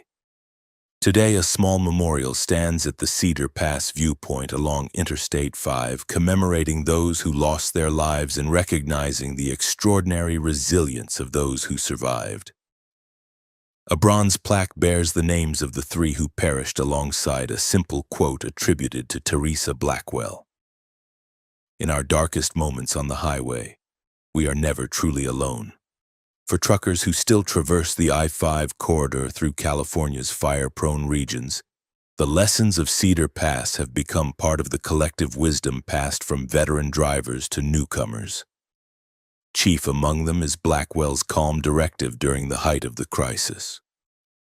"Stay in your vehicle, protect your air, help who you can."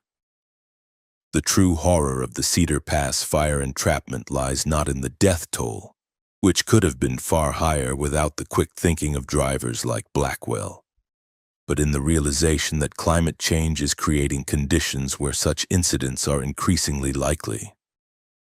Each summer since 2018 has brought new wildfire records to the western United States, and the phenomenon of rapid-moving fires trapping travelers has occurred in various locations from Oregon to Colorado.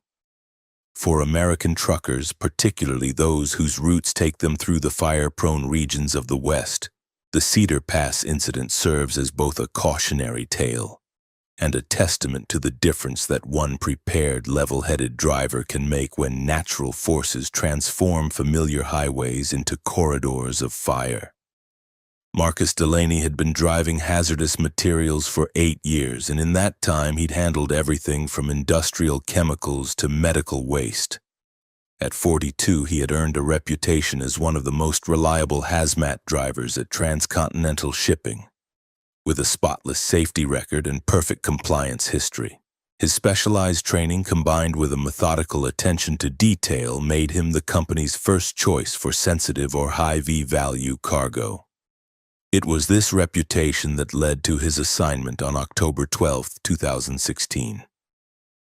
A transport that would test every protocol he'd ever learned and expose a terrifying reality about America's hazardous materials transportation system. The early autumn night was unusually cold as Delaney arrived at the Nordine Chemical Research Facility outside of Boise, Idaho.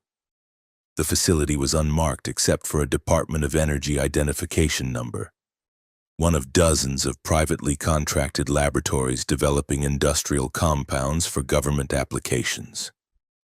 Security was tight. Delaney surrendered his phone before being escorted to the loading dock by armed guards.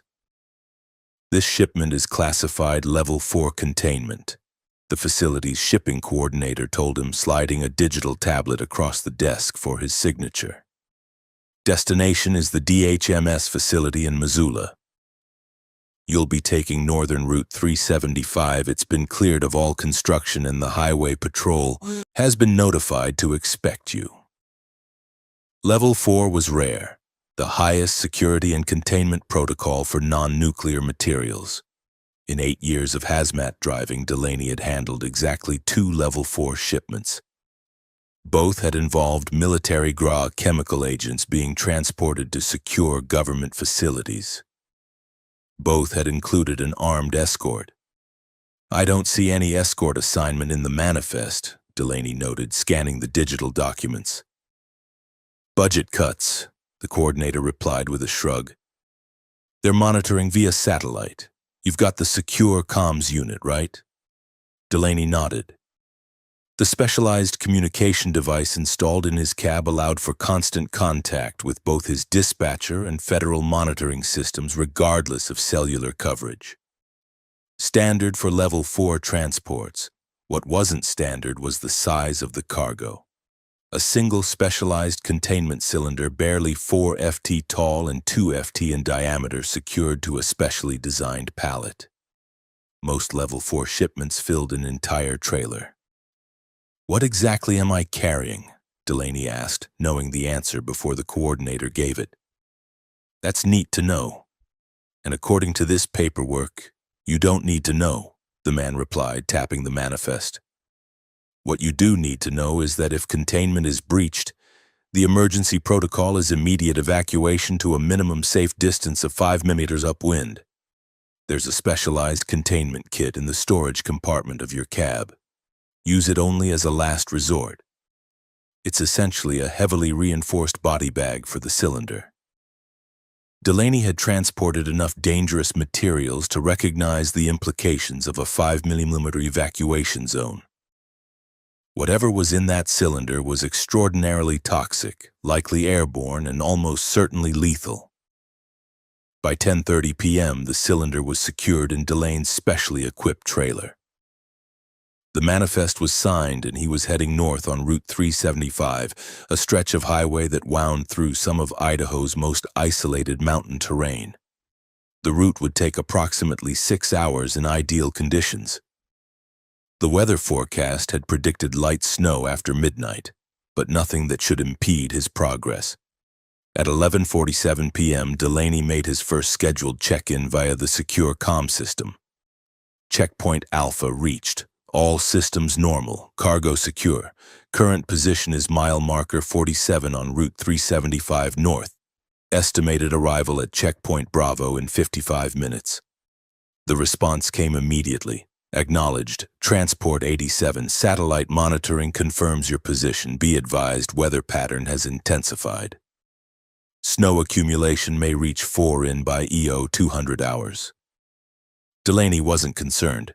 His truck was equipped with specialized tires and weight distribution systems designed for adverse conditions. 4 in of snow was well within his operational parameters. What neither Delaney nor his monitoring team could have anticipated was the catastrophic failure of a crucial component in his truck's electrical system.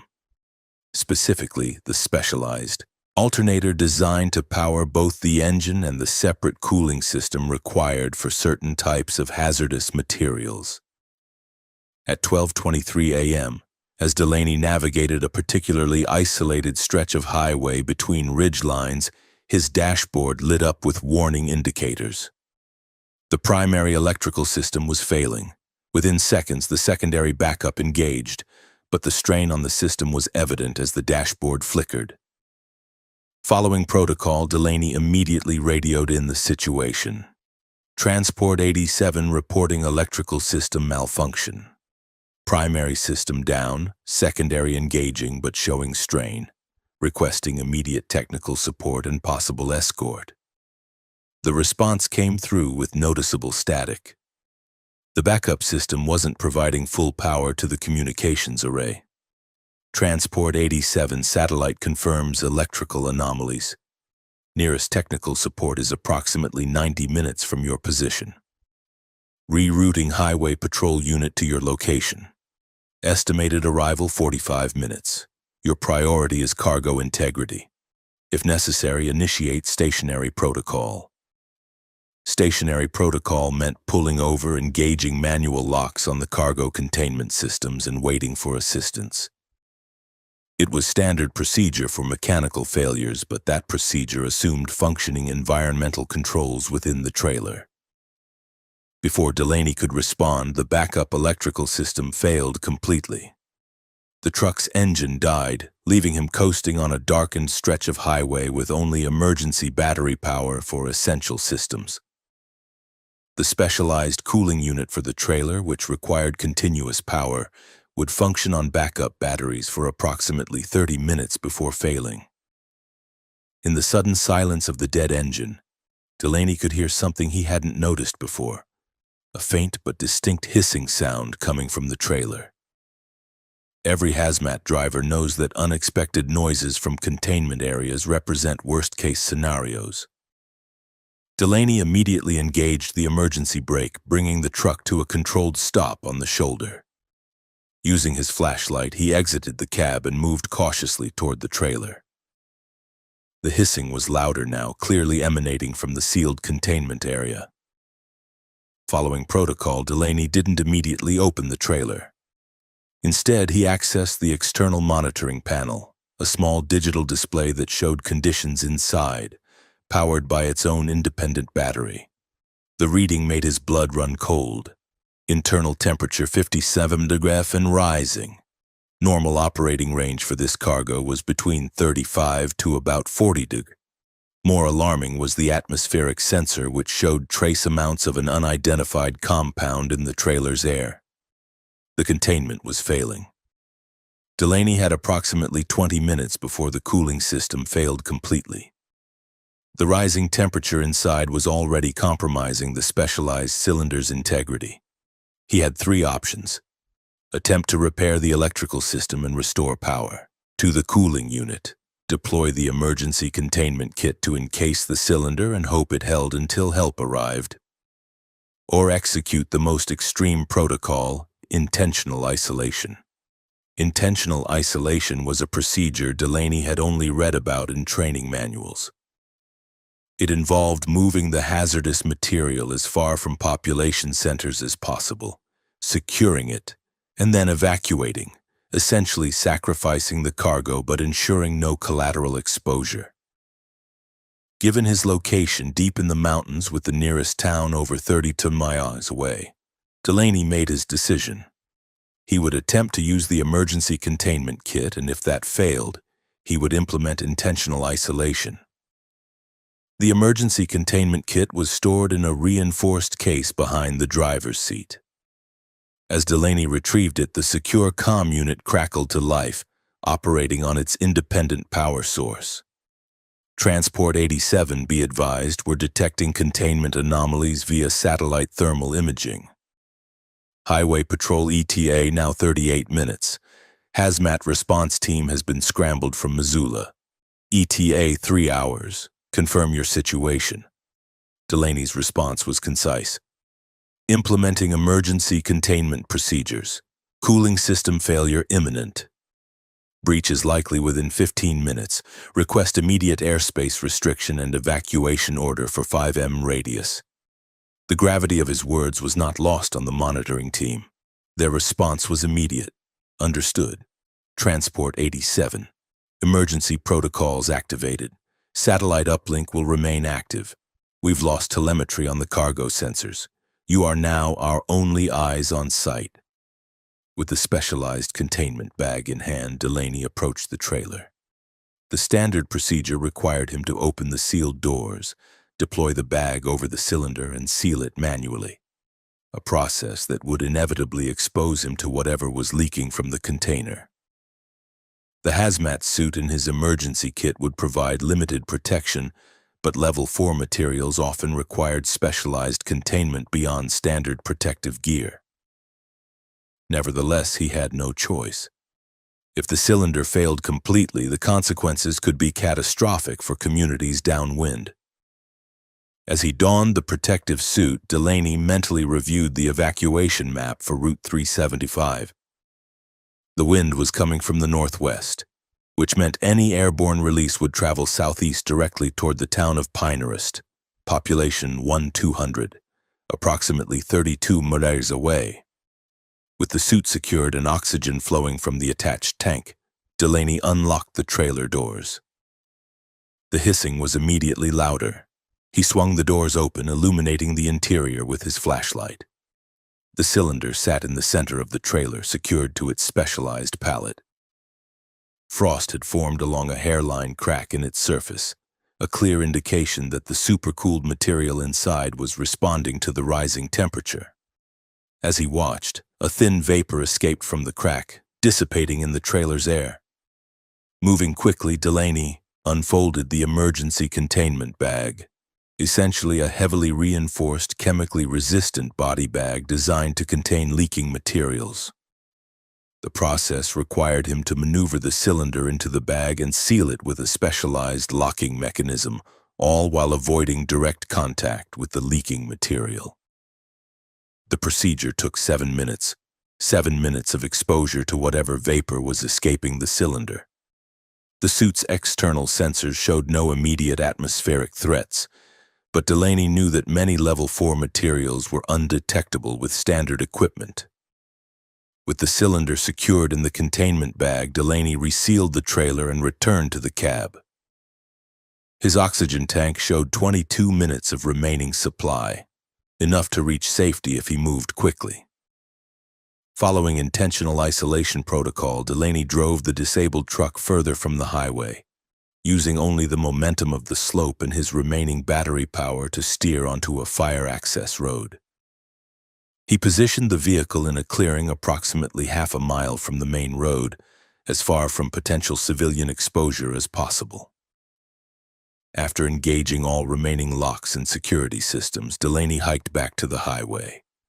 The highway patrol found him walking along the shoulder at 1:17 a.m., approximately 3 miles from where he had left the truck. The hazmat response team reached the abandoned truck at 3:45 a.m. By then, thermal imaging showed the temperature inside the trailer had reached 112 degrees.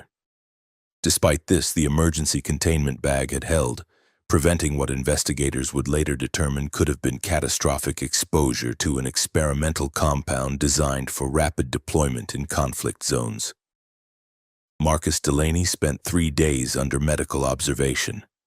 Though no immediate symptoms manifested, he would require monthly screenings for the next 5 years to monitor for delayed effects from potential exposure. The incident led to a congressional investigation into private transportation of experimental materials and sweeping reforms in escort requirements for Level 4 transports. Delaney's actions were credited with preventing potential civilian casualties, though the exact nature of the material he transported remains classified. He never drove hazmat again. The psychological impact of those moments in the trailer exposed to an unknown lethal compound proved too traumatic to overcome. He now works as a safety consultant, using his experience to train a new generation of specialized transport drivers.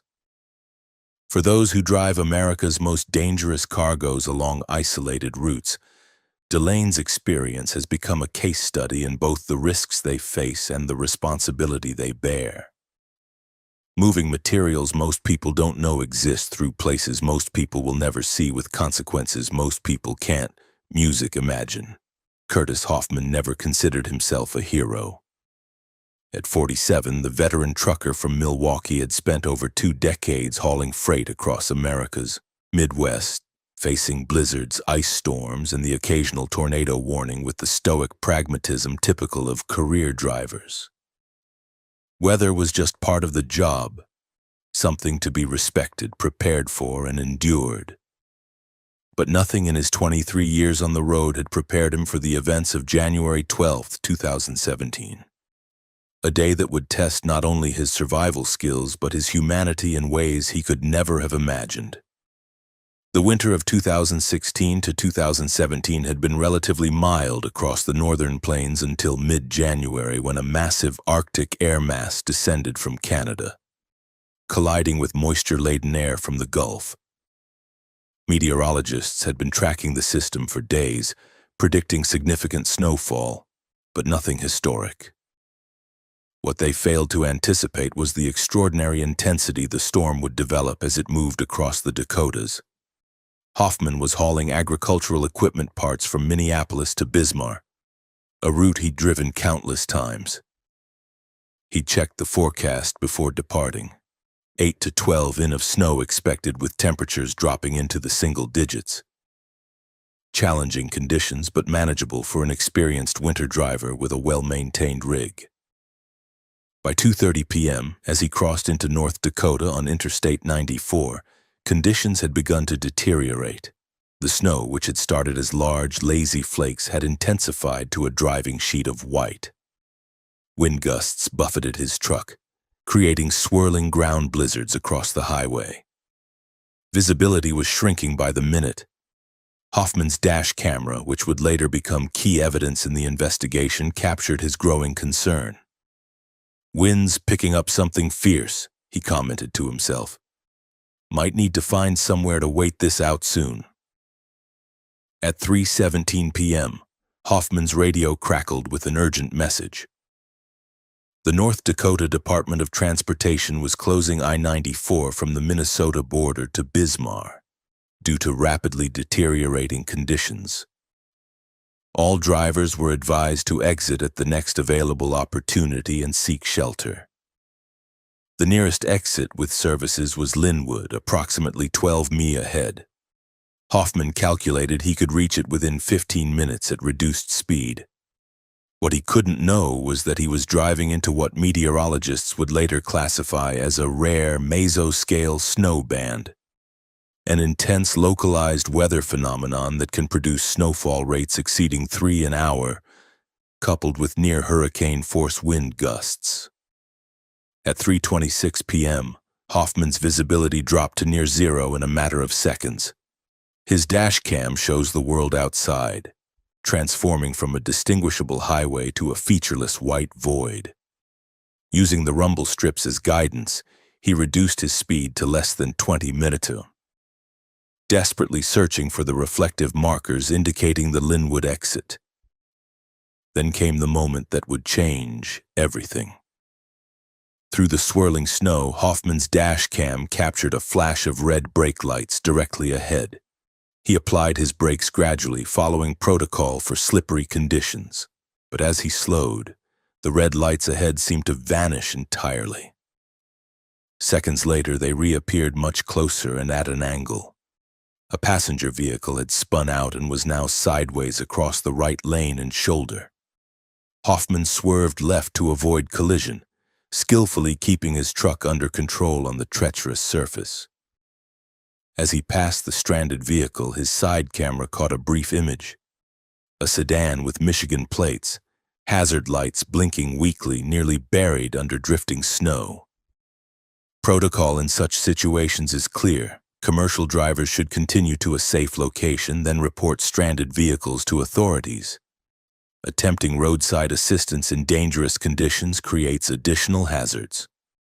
But as Hoffman reached for his radio to report the stranded car, his attention was drawn to something his side camera had captured, something that protocol didn't account for. A child's face had appeared briefly in the sedan's rear window, illuminated by the truck's passing lights. The decision Hoffman made in the next 30 seconds would later be described by the North Dakota Highway Patrol as simultaneously against all professional procedure and the only decent human choice possible. Instead of continuing to the exit, he carefully maneuvered his truck to a stop approximately 200 ft ahead of the stranded vehicle, positioning it as a windbreak with hazard lights and emergency beacons activated. Fighting against wind that meteorological instruments would later measure at 58 Malvi Darwis, with a wind chill Ovis 35 degrees, Hoffman made his way back to the sedan. Inside were Rebecca Keller, 34, and her two children, Emma, 7, and Jacob, 4, who had been traveling to Fargo when their car spun out nearly 40 minutes earlier. Their situation was dire. The car's fuel was running low, the heater was failing, and snow was rapidly enveloping the vehicle. Keller had called 911, but emergency services were overwhelmed with accidents throughout the region. Help, they'd been told, could be hours away. Hours they might not have as temperatures continued to plummet. I knew immediately they wouldn't survive waiting for rescue. Hoffman later testified the boy was already showing signs of hypothermia. Confused and sleepy, they needed shelter immediately. Hoffman helped the family to his truck, carrying the young boy through snowdrifts that in places reached above his knees. The 200 ft journey took nearly 15 minutes in the brutal conditions. Once inside the relative safety of his cab, he cranked the heat to maximum and provided them with emergency blankets from his supply kit. But their ordeal was just beginning. By 4 p.m., the storm had escalated from dangerous to potentially lethal. Weather instruments at the nearest monitoring station recorded sustained winds of 62 mph with gusts approaching 70 MBA, officially hurricane force. Snowfall rates exceeded 4 in per hour, creating drifts that were rapidly burying vehicles across the region. Hoffman attempted to reach emergency services via his CB radio and cell phone, but communications were spotty at best. He managed one brief connection with Highway Patrol, providing his location and the status of his passengers before the signal failed. The response from authorities was not encouraging. All emergency vehicles in the area were currently engaged in other rescues or accidents. Their estimated response time indeterminate. As darkness fell, the full gravity of their situation became clear. They were effectively trapped on an interstate that had become impassable in both directions. Hoffman's truck, though well stocked with fuel, had approximately 18 to 20 hours of idling capacity before requiring refueling. The temperature outside had dropped to 12 degrees before the monitoring station itself failed due to ice accumulation. The truck's dash cam continued recording through these critical hours, providing a haunting documentation of their ordeal. At 6:18 p.m., it captured Hoffman rationing food and water from his emergency supplies. By 8:40 p.m., young Jacob's condition had improved with warmth and hydration, but the truck had been completely enveloped by snow up to the bottom of the windows. Throughout the night, Hoffman maintained a strict regimen, running the engine for 30 minutes, then shutting it down for 15 to conserve fuel while constantly monitoring the exhaust pipe to ensure it remained clear of snow to prevent carbon monoxide poisoning. A silent killer that claims lives in similar situations almost every winter. Between these critical tasks, he kept the children distracted with stories and simple games, a kindness that Rebecca Keller would later describe as the thing that kept us all from panicking completely. By dawn on January 13th, the storm had finally begun to abate, but their situation remained precarious. Snowdrifts had completely buried the lower half of the truck. The temperature inside the cab had dropped during the night despite Hoffman's careful fuel management. All four were now wearing multiple layers of clothing, huddled together for warmth during the periods when the engine was off. At 7:42 a.m., Hoffman captured a brief cell signal enough to send a text message with their exact GPS coordinates to emergency services. The response was sobering. Road clearing operations were underway, but the backlog of stranded vehicles and medical emergencies meant assistance could still be hours away. It was at this point that Hoffman made another critical decision. With fuel running dangerously low and temperatures inside the cab dropping to unsafe levels when the engine was off, he determined they needed to create additional insulation. Using the emergency kit's tools, he and Rebecca spent nearly an hour packing snow against the truck's doors and windows. A counterintuitive move that nevertheless employed the same principle used in igloos, using snow's natural insulating properties to trap heat inside. This improvised measure bought them precious, additional hours. By carefully managing the remaining fuel, Hoffman was able to maintain survivable conditions inside the cab until 2:15 p.m. on January 13th, nearly 24 hours after he had first encountered the stranded family, when the distinctive sound of heavy equipment became audible through the howling wind. A North Dakota Department of Transportation snowplow accompanied by emergency medical services and highway patrol finally reached their location at 2:37 p.m. The rescuers were stunned to find all 4 survivors in relatively good condition despite their extended exposure to one of the worst winter storms recorded in the region in decades. The official report would later document that throughout the affected areas, 17 people lost their lives during the blizzard of January 12-13, 2017. Most were travelers caught in vehicles without adequate supplies or protection. Rebecca Keller and her children were listed among the statistical anomalies, survivors of conditions that by all normal metrics should have been fatal. In the aftermath, Hoffman's employer initially issued him a formal reprimand for deviating from safety protocols by stopping to assist the stranded family rather than reporting their location and continuing to safety. The public backlash was immediate and intense. Veterans groups, trucking associations, and ordinary citizens across the Midwest rallied to his defense. Within a week, the company not only rescinded the reprimand but established the Hoffman Winter Safety Initiative, providing enhanced emergency training and equipment for all their drivers. For Curtis Hoffman, the experience fundamentally changed his approach to life on the road. He began advocating for improved emergency protocols within the trucking industry, particularly regarding the rigid rules that sometimes place procedural compliance above humanitarian response.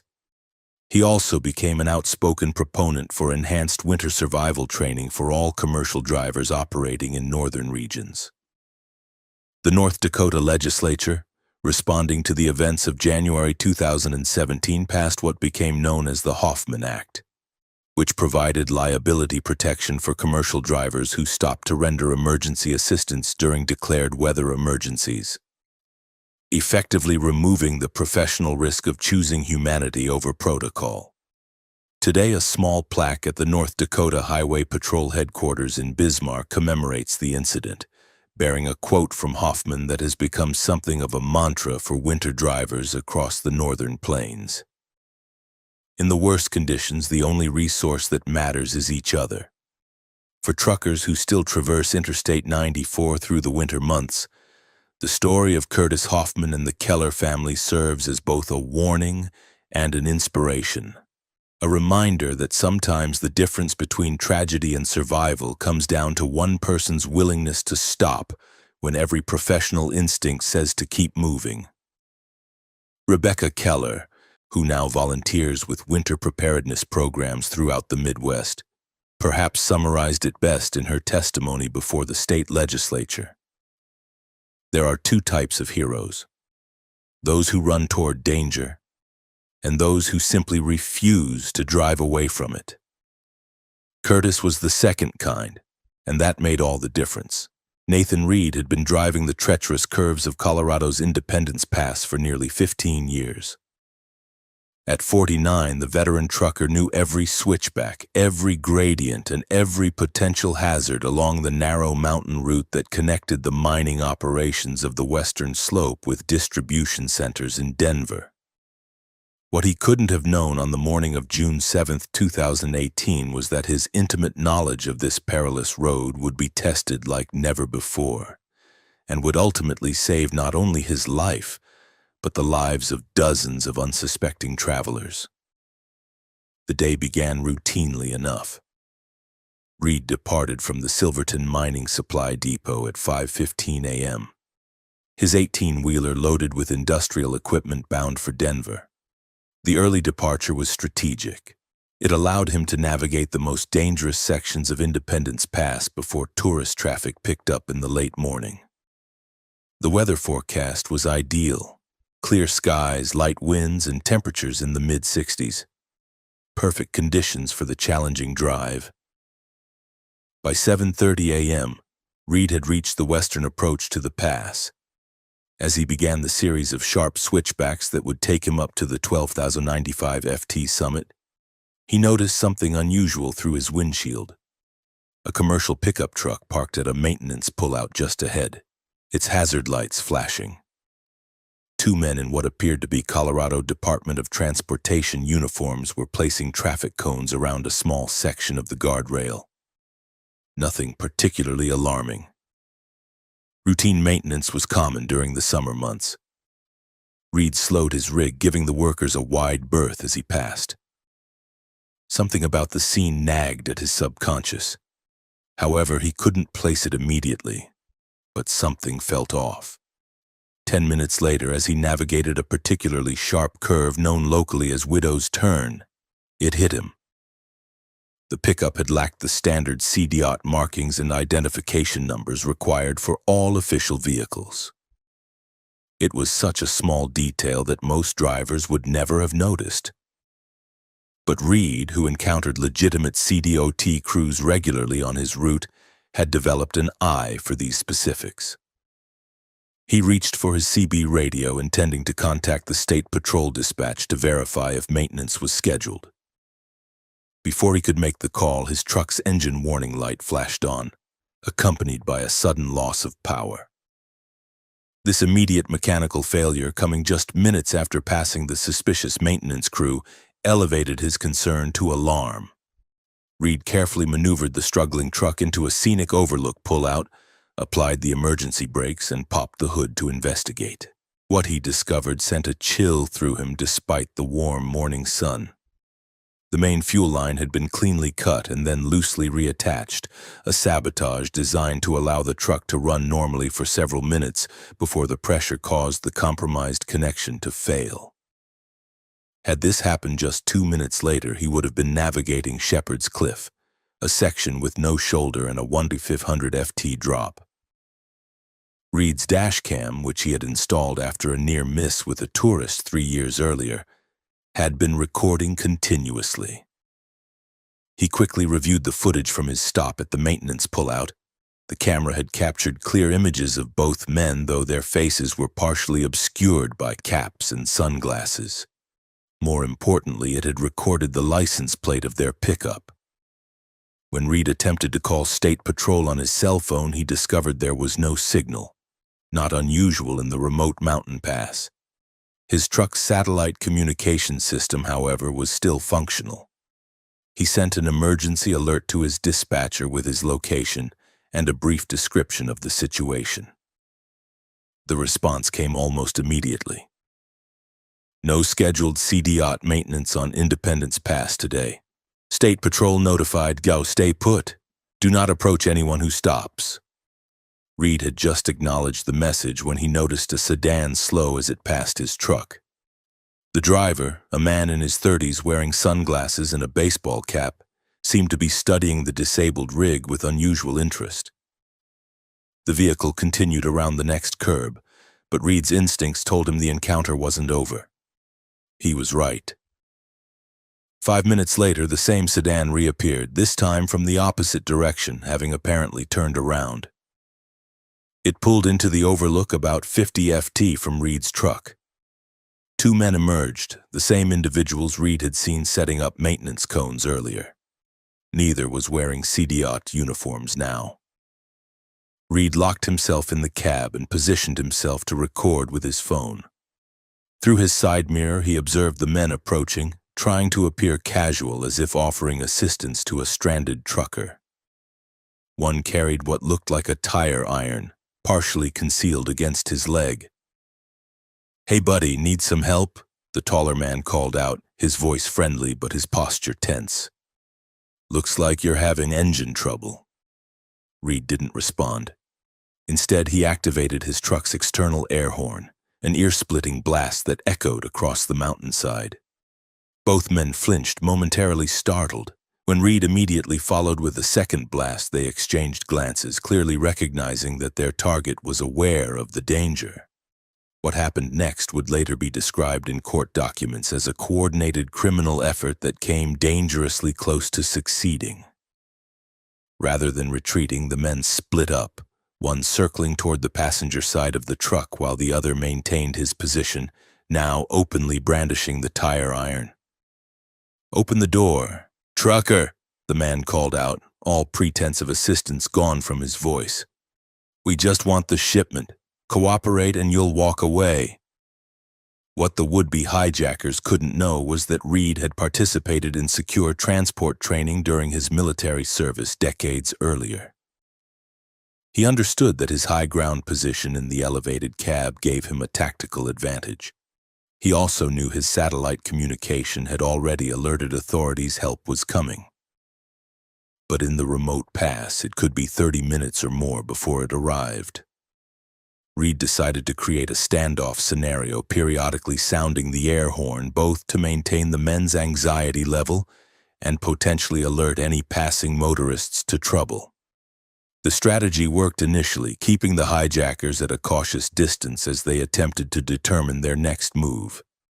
The situation escalated when the taller assailant produced what appeared to be a handgun from his waistband. Through the closed windows, Reed heard him shout, "Last chance! Open the door or we're breaking in!" Reed had one last defensive option, one that required perfect timing and carried its own risks. Modern semi-trucks are equipped with pneumatic systems that control various functions, including the emergency brake release by manipulating specific controls in sequence. He could create a sudden, powerful release of compressed air from the undercarriage, a blast strong enough to disorient anyone standing nearby. As the armed man approached the driver's side door, Reed executed the sequence. The resulting explosion of air, accompanied by the mechanical grinding of the brake system, erupted directly beneath the would-be hijacker. The man stumbled backward, momentarily disoriented, dropping the weapon as he fought to maintain his balance. In that crucial moment, fate intervened in the form of a Colorado State Patrol vehicle rounding the curve into the overlook. The officer, responding to an unrelated call further up the pass, hadn't yet received the alert about Reed's situation. But the scene before him, two men in civilian clothes confronting a stopped semi-truck, one clearly retrieving a dropped object from the ground, triggered his training. The patrol car's lights activated as the officer used his vehicle's PA system to order the men to step away from the truck with their hands visible. Instead, they made a dash for their sedan.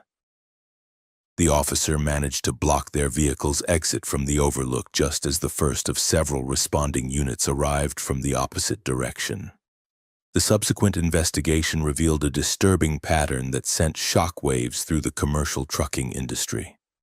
The two men, identified as brothers Liam and Connor Markham, were connected to at least 7 other incidents across Colorado, Wyoming, and Utah, where commercial trucks had experienced mysterious mechanical failures in remote locations.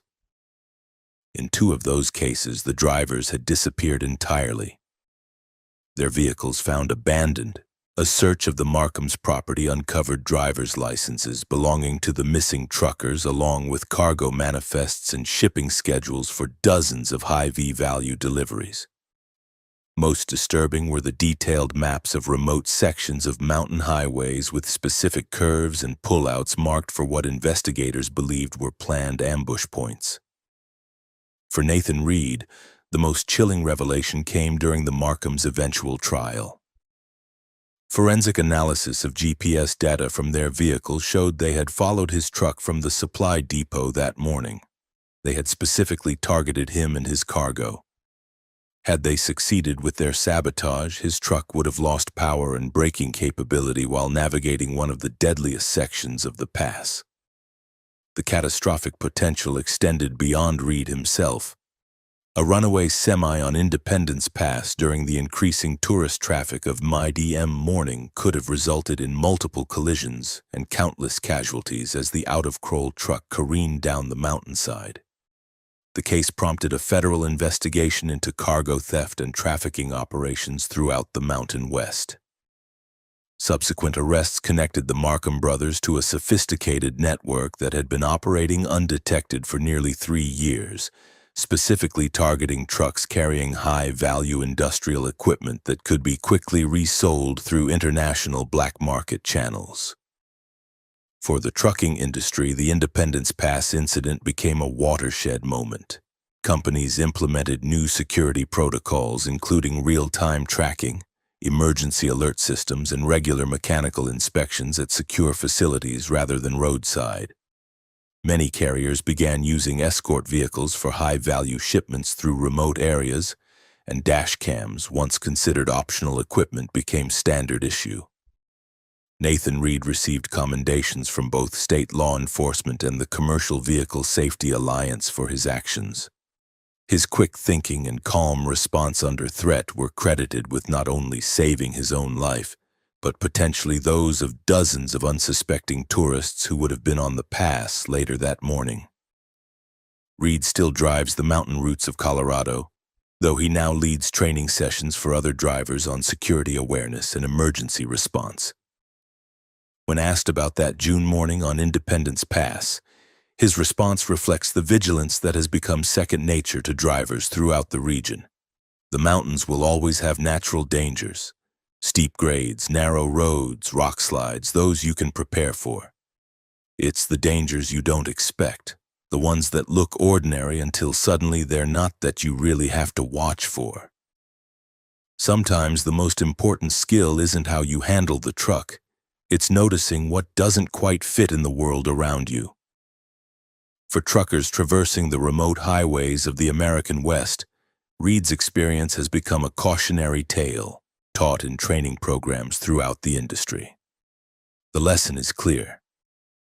In the isolated stretches where cell service disappears and help is hours away, survival sometimes depends on spotting the small inconsistencies that signal danger. The unmarked service vehicle, the too helpful stranger, the mechanical failure that occurs at precisely the worst possible location. Today, a small unofficial memorial stands at the overlook where Reed's quick thinking averted disaster. Fellow truckers who know the story often stop briefly, leaving a coin or small token on a weather-worn rock car. It serves as a silent reminder that on America's most beautiful and treacherous roads, the difference between a routine drive and a deadly encounter can hinge on a single crucial moment of awareness.